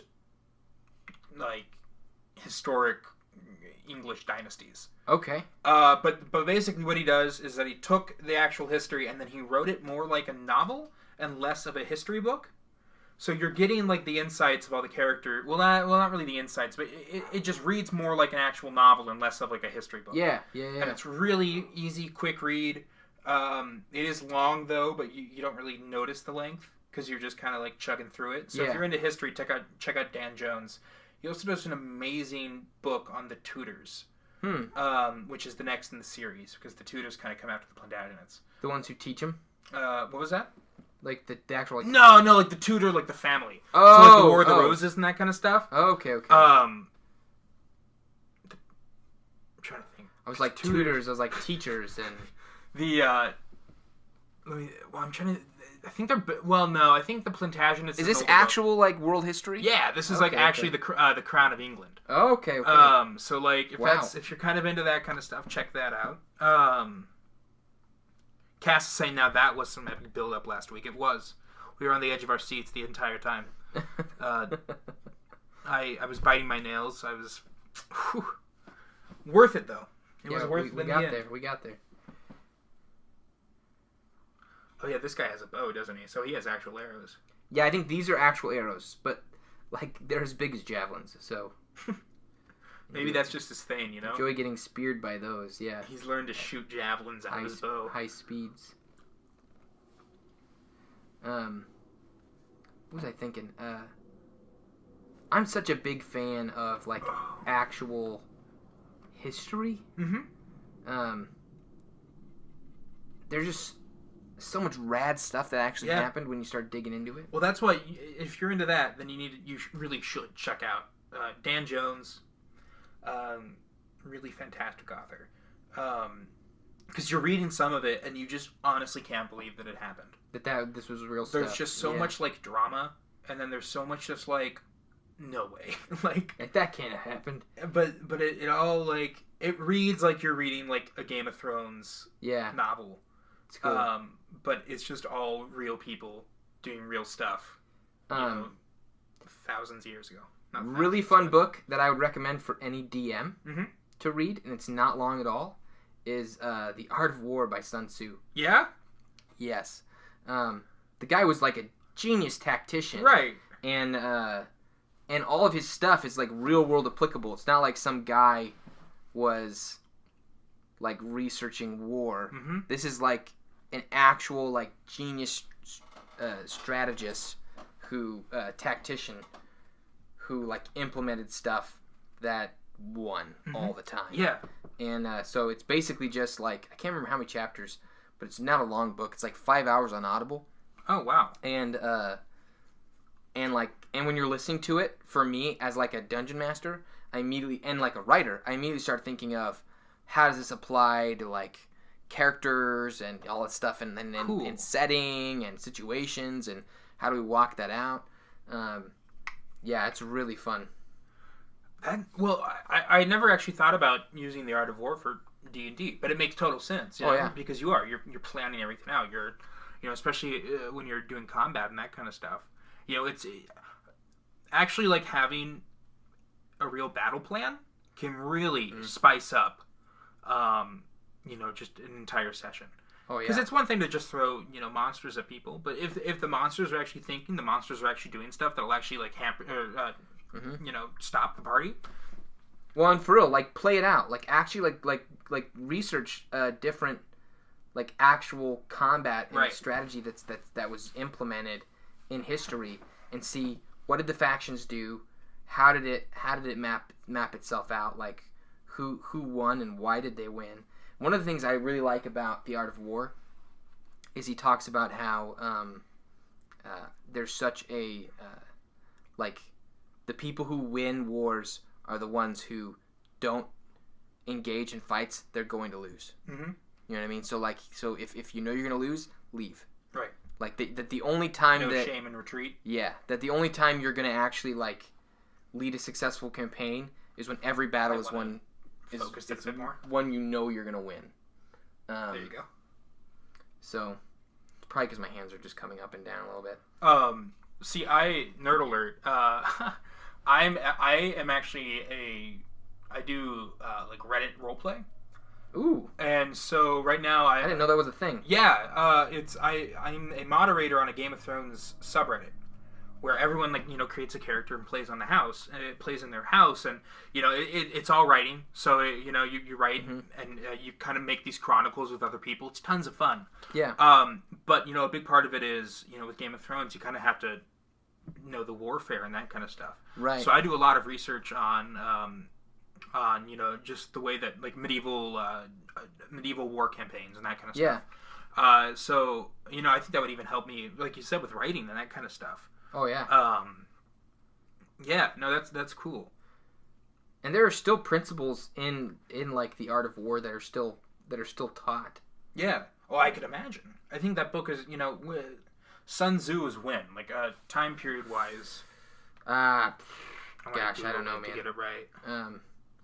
The only story about Sun Tzu that I remember, and I don't remember if it was more just like a story that someone told, like this, like where it was just more like a.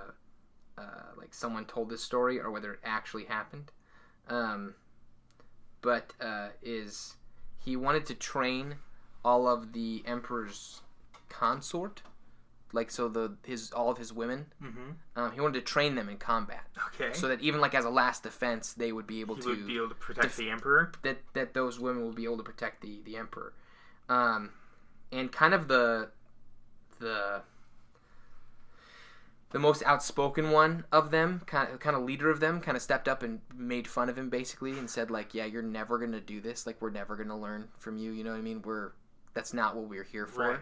And he literally chopped her head off in front of everybody. Mm-hmm. And so they all learned how to fight. Dude, history's crazy. Yeah. So Sun Tzu died in 496 BC.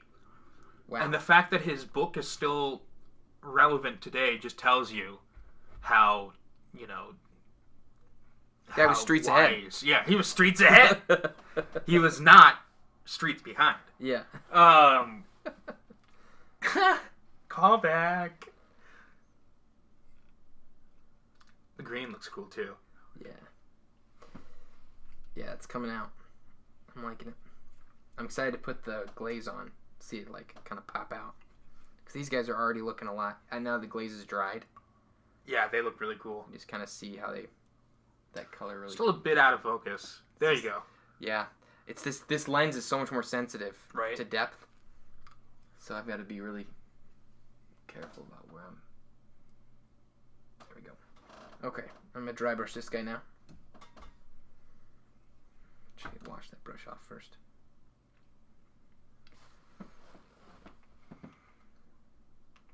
How are we doing time-wise? What time is it? It is 3:53 already. Wow. Wow, yeah.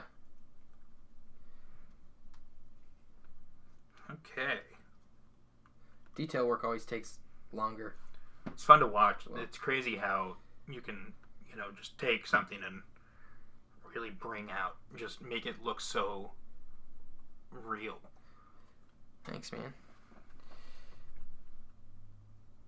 I'm excited. Probably my least favorite part is all the little details. I like doing a lot of this stuff. But like when it starts coming, let's paint the satchel and let's paint the little skull and let's paint the sword and that stuff just takes... It's just grueling. That's why I like monsters.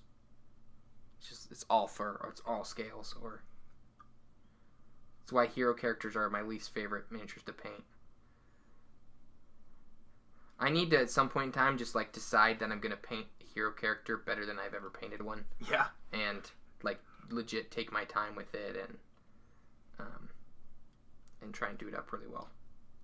See if I can. That frost giant looks really cool. That guy was fun. What'd you say? I'm just checking out your minis right now. My little shelf. Oh. Can't believe it's already 4. Time flies. Really does. Okay.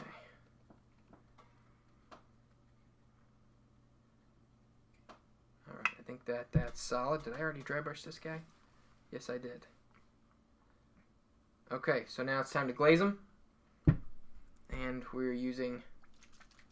that green. Waywatcher green. Yeah. Waywatcher green. Sounds a little bit like Weight Watchers. Just put it on. Pounds shed right off. Yeah. Brush them away. Oh, this is going to look good. Oh, that's cool. I can already feel it. That might have been too big of a glob that I just dabbed on there. But... Spread it around. Yeah. That looks really nice. So do you paint the bases too, or? Yeah. Occasionally, I'll do actual texture and stuff on the bases. Cool. I haven't really learned how to make bases. Like the model bases, mm-hmm, yeah. With the grass and all that stuff. I know cheap ways to do stuff that kind of looks like that. But, but more often than not, I like my miniatures to look like they're miniatures you can play with. Right. And not just display miniatures. Yeah. Even though I don't play with them. So a lot of times what I'll do is I'll just paint the bases black. Just a flat black. Right, so then they can... So they look like they're meant to be used. And the great thing about Bones miniatures is that they're insanely durable. And so you can have a really good looking Bones miniature and never really have to worry about it falling apart or dropping on the floor. And if it's got a good amount of varnish on it, you don't really have to worry a lot about like rubbing detail off. Sure. And, I mean, you probably should still be careful with it so that you don't. But they're not like I've heard the biggest thing about those Hero Forge minis is just how they're fragile. Yep. That hammer on my gray character, this thing right here, we've glued it on like 3 times. Huh. It falls off on a regular basis. So. See, I wonder how they're. Well, I'm sure they're metal minis. They go for like they're expensive. Real expensive. Yeah. But I think that'd be something that like I think if I was to get a Hero Forge, I'd just like save up my cash and go all in with the metal. They've got more durable plastics now. Oh, do they? Than they did when they started. Cool. But yeah, if you want one that's like not gonna break as easy, that's the way to go for sure. That or you get one of the statues. Oh right, you can get really big ones. Yeah. So I know you haven't painted metal before. But like, do you know like the protocol to go and paint those? Could you use your Citadel paints, or would you have to use? Cool. No, you can use Citadel paints. I mean, most miniature paints are just acrylic anyway, so it's not like there's a magic formula. The big thing with metal paints, from what I understand, is you have to make sure that you base coat it well first. And I would probably use like a sprayed on base coat with a metal mini rather than a paint on base coat. But yeah, that's my understanding, is that they're going to be more difficult to get paint to stick without a good primer on. So have you ever done like airbrush stuff? No, I want to. There's an airbrush I've been looking at on Amazon, but I don't have the funds yet to get it. If I were to ever airbrush, I guarantee you it would be as a piece of the overall painting and not the like end all be all of the miniature painting. Moving on to red. My faves. Saved them for last. Welcome to the stream, Jack Airdor. Oh boy, names again. Jakaeerdor. Jackador. Jackador. Yeah. You can probably just call him Jack. Regular Jack? I think so. Well, welcome, Jack. Okay.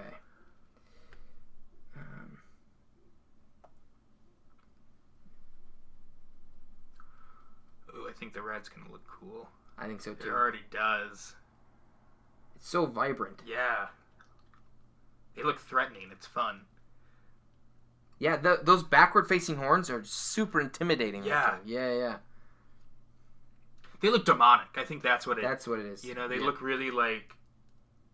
They look otherworldly. Yep. I mean, red dragons have always been like the pinnacle of the dragon world. Oh, Cass says that her party's been split in D&D. Yay! The number 1 rule has been broken. Do you know what the number 2 rule is? What's the number 2 rule? My number 2 rule is focus damage. Focus damage. Dear God, when I'm playing and half of us are attacking one guy and one of our teammates just decides, I'm gonna attack a random guy. Oh, it drives me nuts. Well, he wants to be the cool dude. He wants to, take on the enemy all by himself. It makes no sense. It makes no sense at all. Like the best strategy in any fight is alleviate the amount of fighters that you have to take on. Oh, so going back to that darkest dungeon. Yeah. So every 5th floor there was a boss, and they were tough. And this was 4th edition, so the bosses had 30,000 different attacks that they could do, and just boatloads of health. Oh, and so we would spend maybe and this was my first group.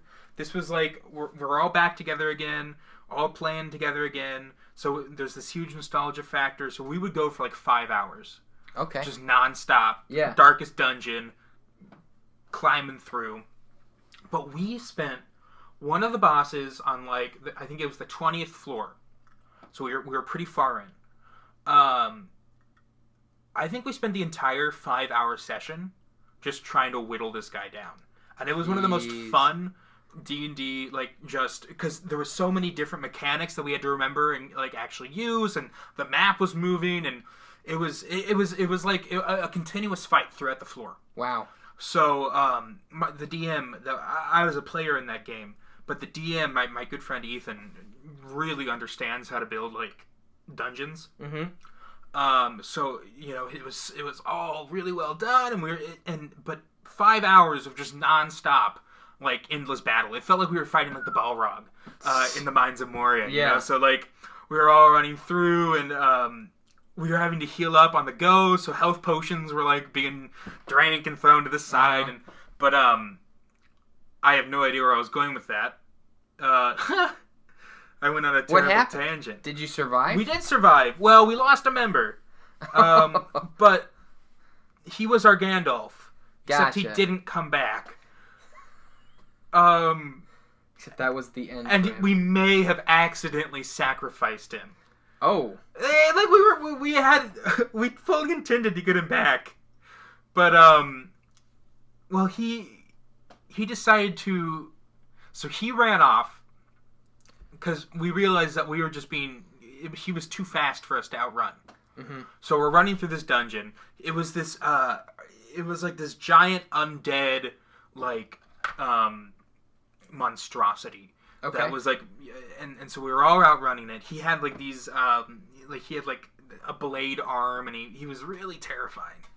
And so we're outrunning him, and my friend Isaiah was like, okay, there's only one way we can get him to stop. It's for you guys to get to the door.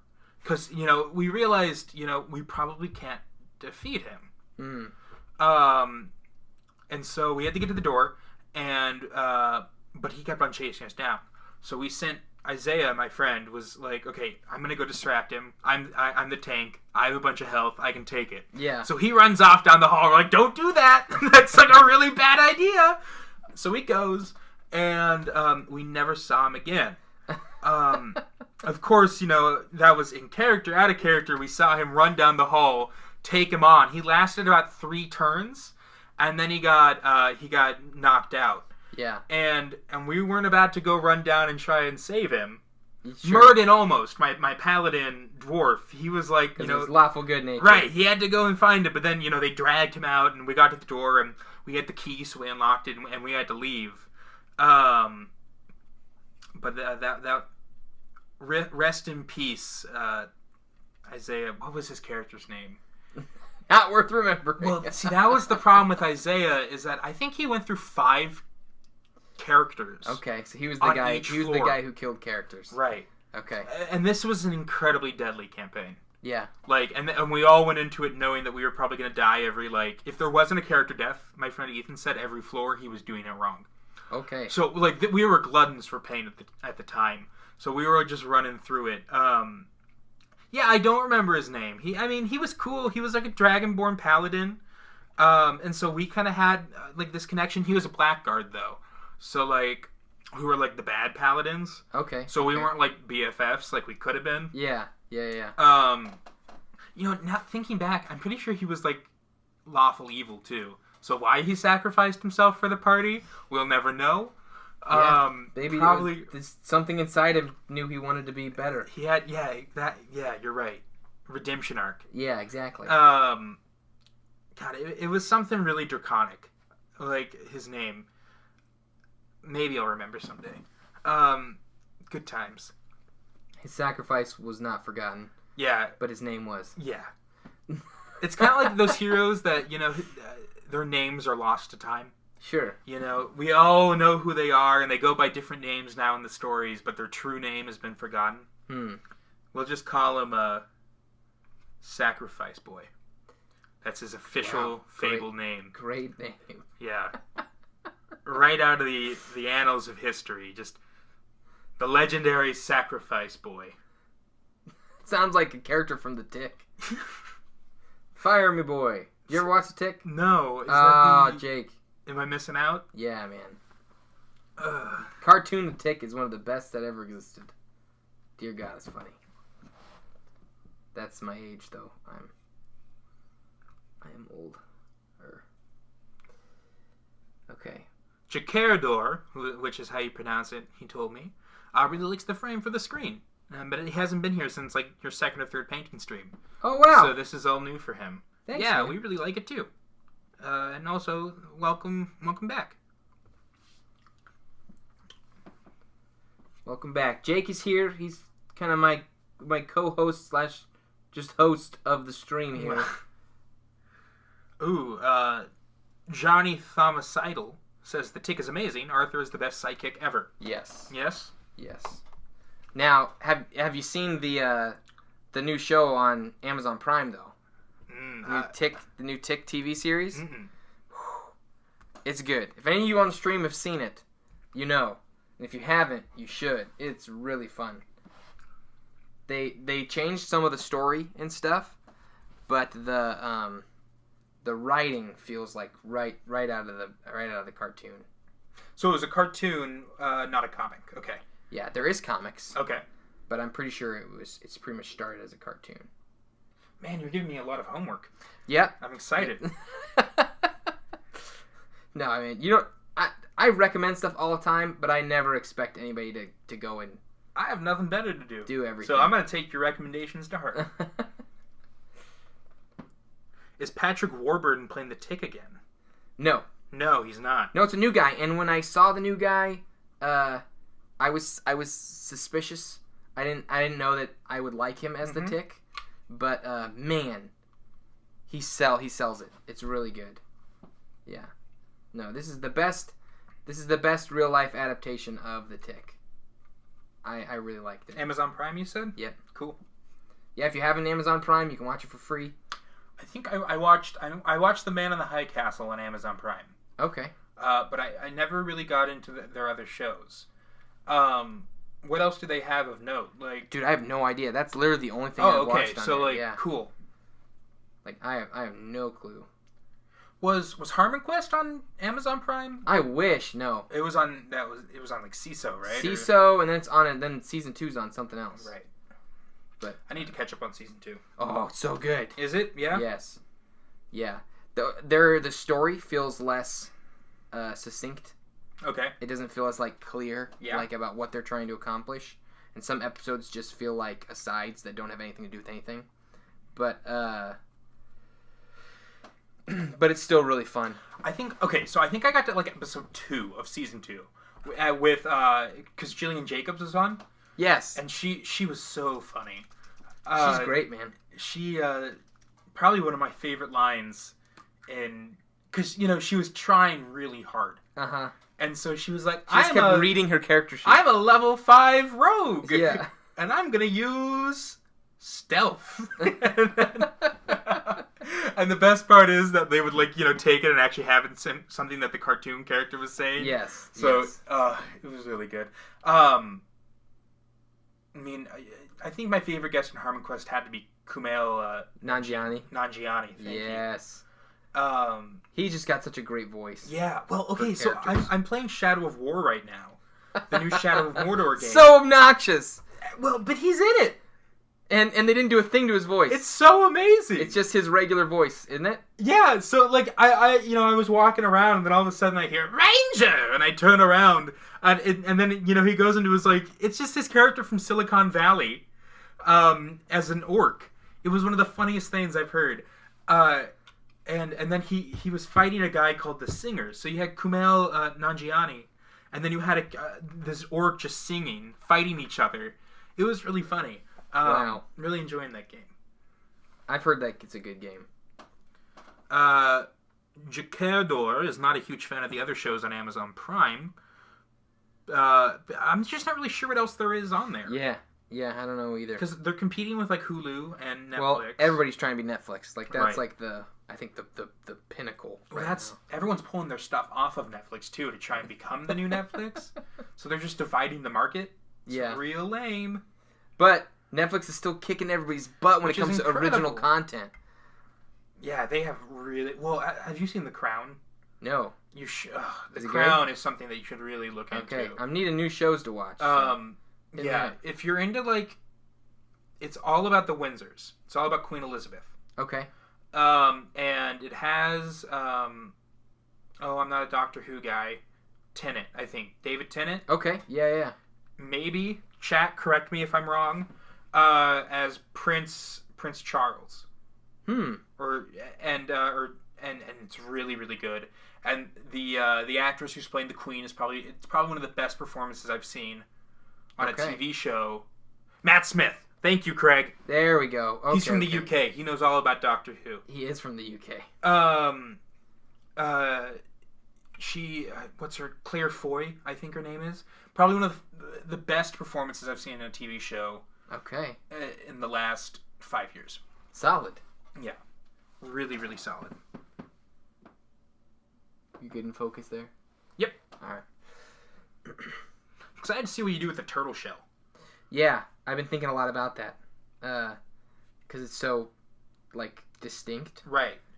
There's part of me that wants to, take the turtle shell of each of these different, groups and have, an icon that looks like it's roughly painted on there. That'd be really cool. To kind of help separate them. I also thought about doing, having a really dark turtle shell and having a lighter turtle shell. One that looks more bleached by the sun and one that looks just really, really gritty. I wonder if you could find, the dragon colts. Like the symbols from the dragon colts. And put them on the... I could look into that. I could try. Because I wonder if they would be...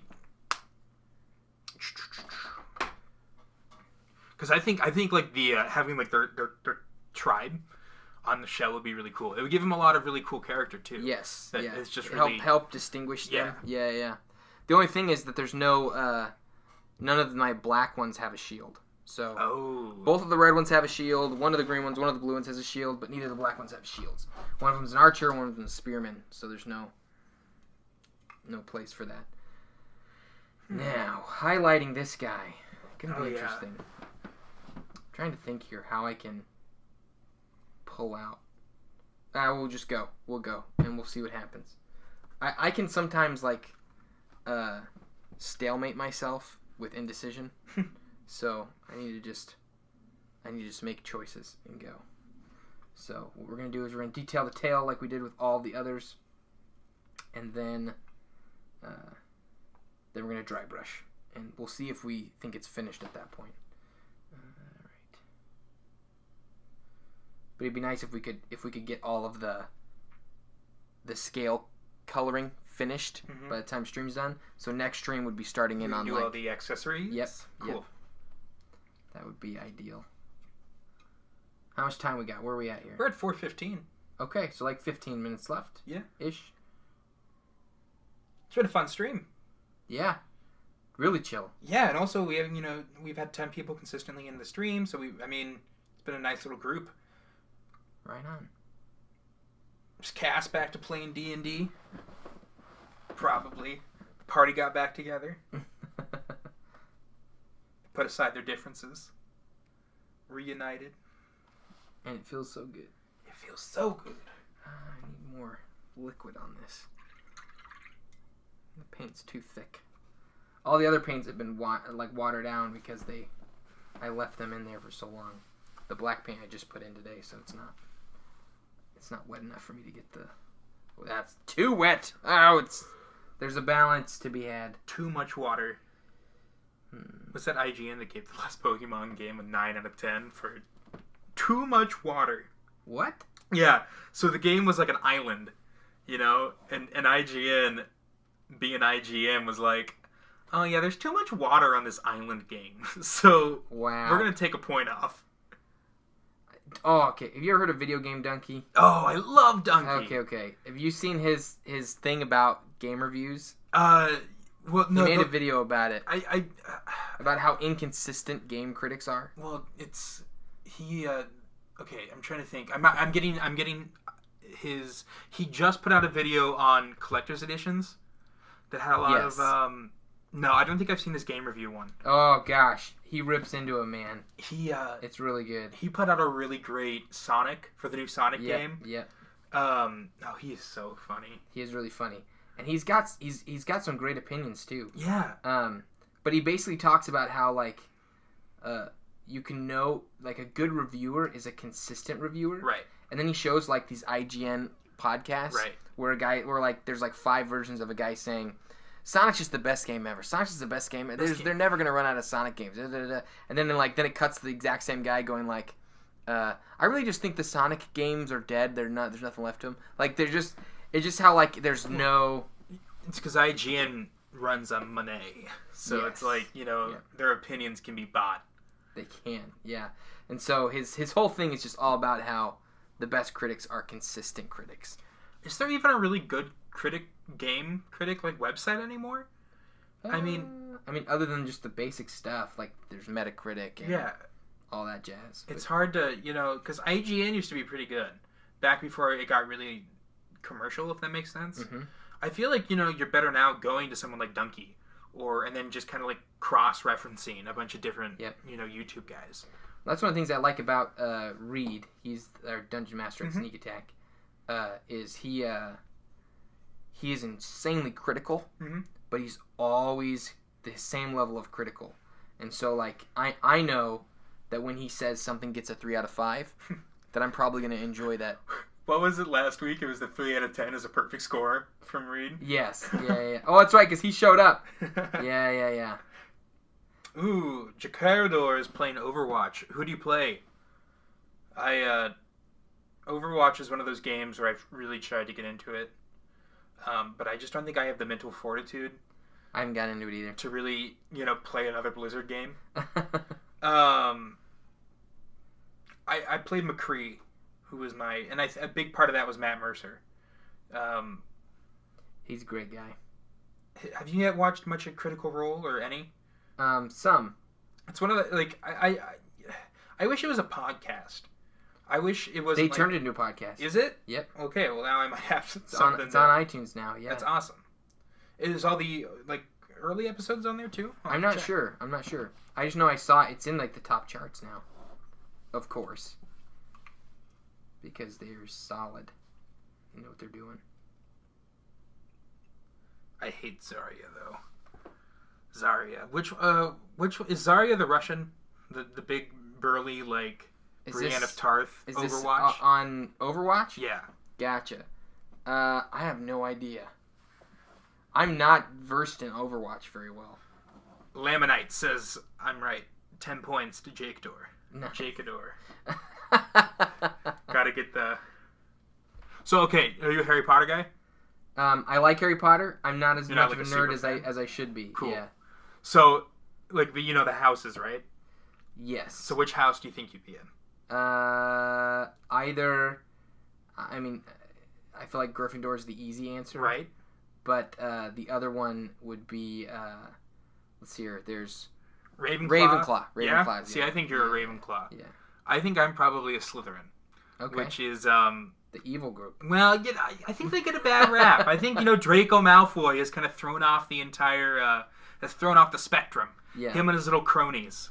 So Laminite says that you'd be a Hufflepuff or Gryffindor. Laminite is also a Slytherin. High five. Why Hufflepuff? Why Hufflepuff, Laminite? Let's hear an example. Why? Not that there's any shame in Hufflepuff. A little bit of shame. A little bit of shame? Are you good at herbology? I don't even know what that is. So maybe he wouldn't be a Hufflepuff.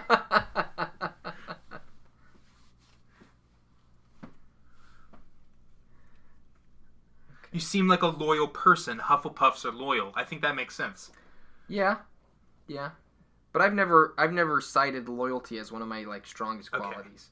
Not that I'm not loyal, but Kelsey is insanely loyal. Sure. When I would cite loyalty as a quality, I would say you're someone who becomes loyal quickly. Okay. You know what I mean? That makes sense. Once you decide you like someone, you're loyal to them. For me, it takes quite a while for me to decide that I'm loyal. Mr. Heath says he's a Hufflepuff. So no shame in being a Hufflepuff. None at all. Hufflepuff, I think I wish I was a Hufflepuff sometimes, but then I realized that I'm a pretty I like being kind of the behind the scenes, or at the forefront being the. I like talking. Is my what I'm trying to say. Welcome back, Shabinge. I feel like Gryffindors talk a lot. Yeah, but I don't think I'm very brave. Like, is that their deal? Yeah, I think Bravery. Gryffindor's whole thing is like, they're kind of, I don't want to say stupid, but they're a bit haphazard when it comes to like their plans. They're like the vanguard. They'll run into battle first and then think of like the ramifications later. Gotcha. I think Slytherin is kind of the opposite, where they'll put meticulous plan into what they're doing, but they'll still rush in if they have to. Gotcha. Shabinge is also a Hufflepuff. Gryffindor, Lamonide says that Gryffindors are the cool kids. But I would disagree and say that Slytherin is the cool kids, because their house is a dungeon. What's Ravenclaw all about? Ravenclaw, they're like the super like intelligent, very like mind over matter. Gotcha. I'm definitely Ravenclaw. Ravenclaw, they probably have the coolest the common room, which are like, the dorms. Yeah. It's like a tower.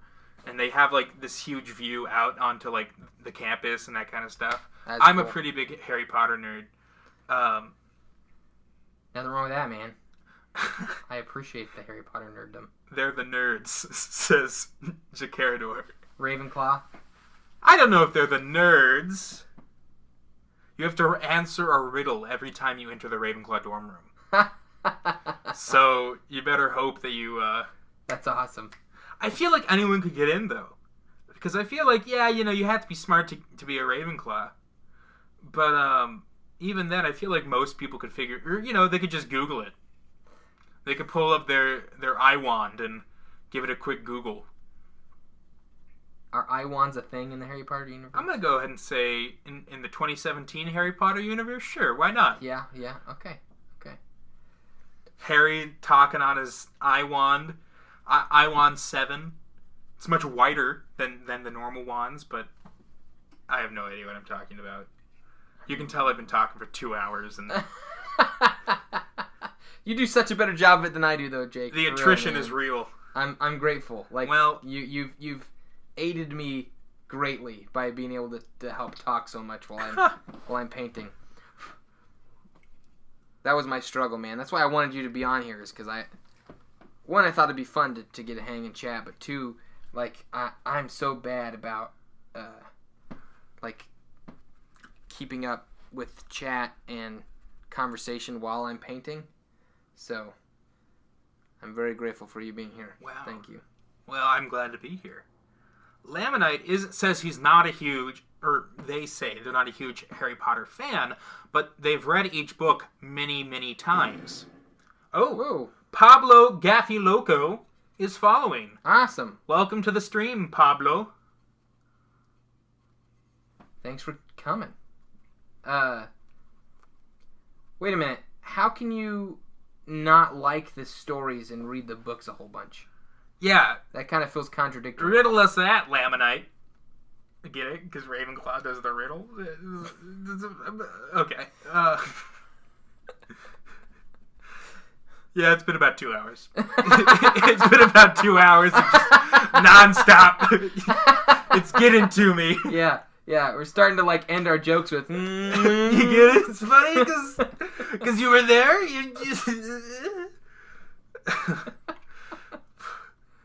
I think 2 hours is the max. It's the stream max. Maybe we'll get better at it and get used to doing it longer in the future. But they look cool. Yeah, I'm actually getting kind of happy with how this has turned out.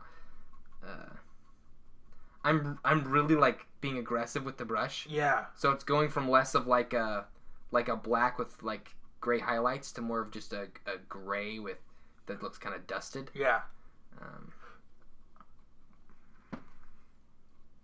Which I think is kind of cool. Oh, Lamonite just gave us a bunch of triangles. How many? 10. Dude, okay, those are called bits. Bits? It's a Twitch thing. Thanks, Lamonite. Thanks for the bits. Thanks for the triangles. 10 of them. Ooh. We can build an even bigger triangle. Is that how it works? Yeah. Can you combine all the triangles together to make one giant triangle? That's exactly how it works. They're like Transformers. Or, no, Power Rangers. Yes. It's like Voltron. Do you like Voltron? Power Rangers is what... Or Power Rangers. Power Rangers. Okay, when I was a kid, I was really into Power Rangers. Okay. I don't remember much about Power Rangers, but I know that I was really into it. And I had all the toys, and I had all the bad guys, and, you know, I would always, like, bring them everywhere I went, because I always had to have my Power Rangers. Mm-hmm. Well, one time I was at my cousin's house, and I had all my Power Rangers toys, and I put them out, and I was playing with them, and then I went up to go eat lunch, and I get back, and they've all been chewed up, destroyed, and my cousin's dog is sitting in the corner looking super guilty. And I think that was the first time that I realized that life is cruel. Power Rangers can die. The Power Rangers are not invincible. Yeah. And sad, man. Oh, it was rough. It's real sad. And so recently I looked up the toys that I would have had, like market value. Oh yikes! Don't do that. Oh, I know. And they were like pretty expensive. Yeah. And that was the day I decided that I hate dogs. That's not true. Dogs are awesome. So here's what I'm gonna do for the black kobolds. I'm taking some of the Nolan oil shade, which is a wash. Cool. And I'm dumping it in my palette. Then what I'm gonna do is I'm gonna add some thinner medium to it, which is gonna make it less thick. And I'm gonna run the wash over the miniatures, so they will go down in shade. But I've really punched them up with the white highlights. So what I'm hoping is with a thin down black shade that it'll help kind of even it out, so it doesn't just make them super dark. So Laminite wants to know, we've already gone over the figures, which we said the figures cost about these are Bones miniatures. Yeah. Which you can find at your, You can find them at ReaperMini.com,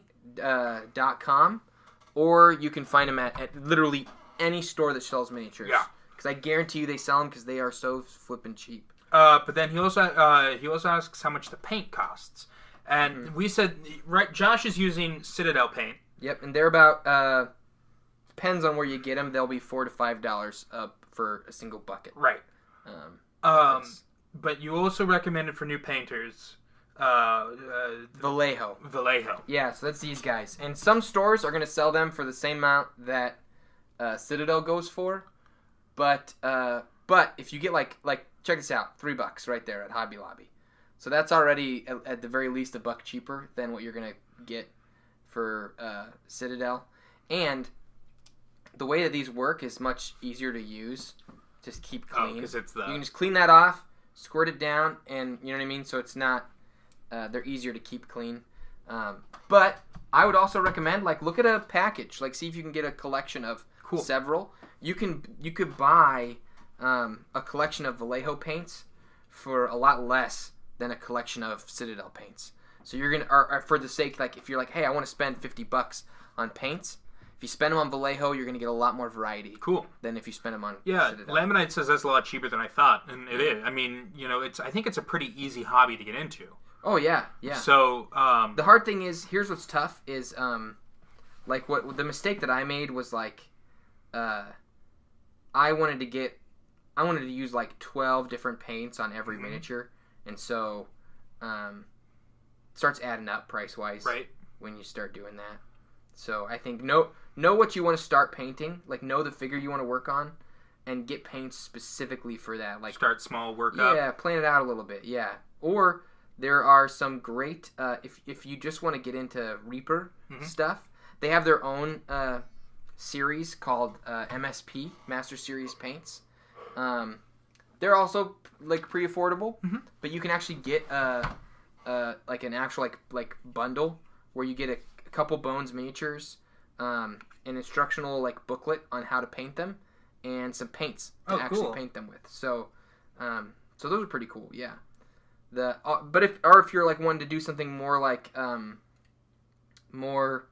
I really like that. I think that's the right way to go. You look at looks really the nice. Before and after, where this one's really really bright with the highlights. This one feels a lot more toned down. It looks really cool, especially you can't see it, but if you look actually at the Black Dragon on the stream stage, getting close. Coloring wise, it looks really cool. Good.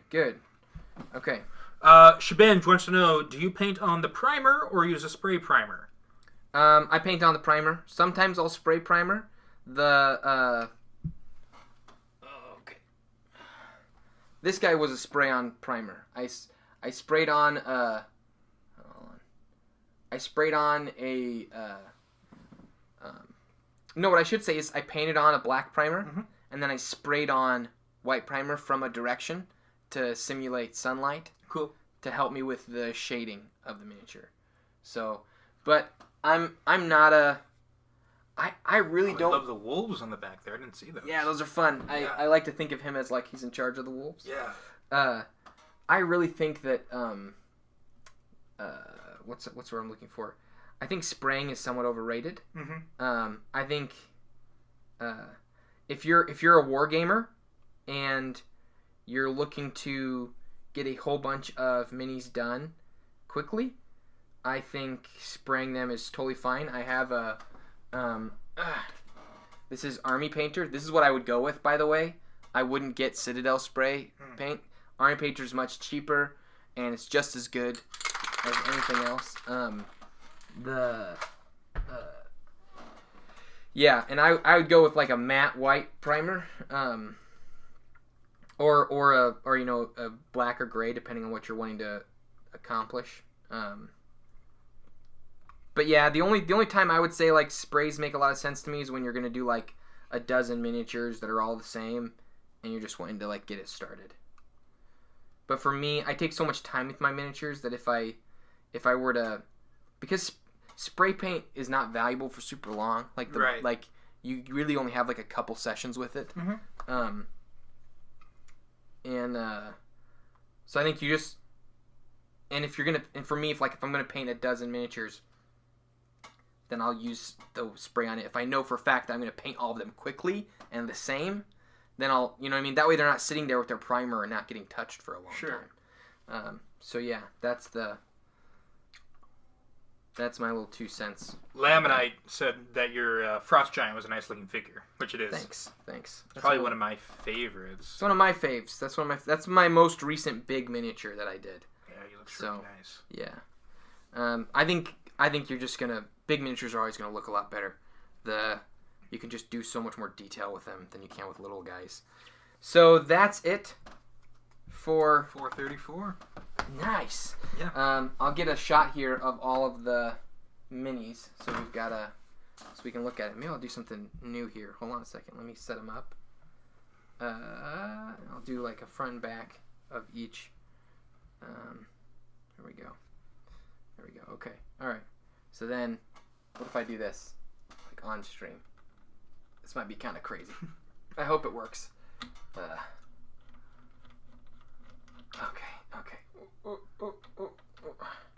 All right.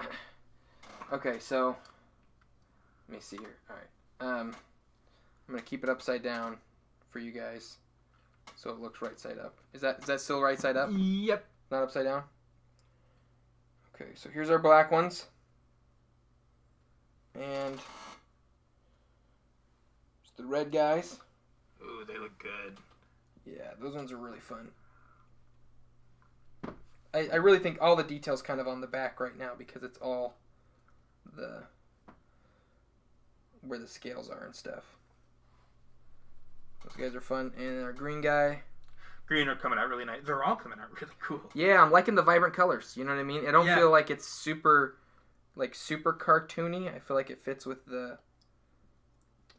those dragons. The blue. This guy's still probably my favorite. Probably out of them all, this guy and this guy are like my 2 faves. I think the horns turned out really cool on both of them. They're the same model, right? That's probably what it is too. That's probably my favorite model. Is this one right here? Gotta love the spiked club and the turtle shell. Yeah. And the javelins. You can't forget about the javelins. That square face that's just super intense. Menacing. Yeah. Yeah. I also like how different they look. That the blue and the red, just with that simple horn thing. Right. They do look like different figures. So cool, guys. There's what we did today. There's the crew. All right. Have a wonderful rest of your day. Let me see if I can do this. Ha ha. You're upside down. There we go. Yeah. So, there we go. Guys, have a wonderful rest of your day. Thanks for watching. Thanks for hanging out with me and Jake. Hi. So, we'll see you guys on Monday. Yeah. At 7. And then look forward to more Friday streams. I don't know if they'll always happen at 2:30 or not. But hit me up with what time you think would be good for you and yours on a Friday. What time would work best for you in your time zone? So, I like the idea of being able to get more people like Craig and who's from Australia? Shabinj. And Shabinj. Like, I like the idea of making it available for you guys because we do it earlier. It's your guys' evening. Yeah. Or morning, I suppose. So, yeah. Have a great day. And you got ready to launch us off there? Oh, yeah. Jake. Thanks to Jake for hosting. No, thank you for having me. And we'll see you guys later. All right. Bye, guys.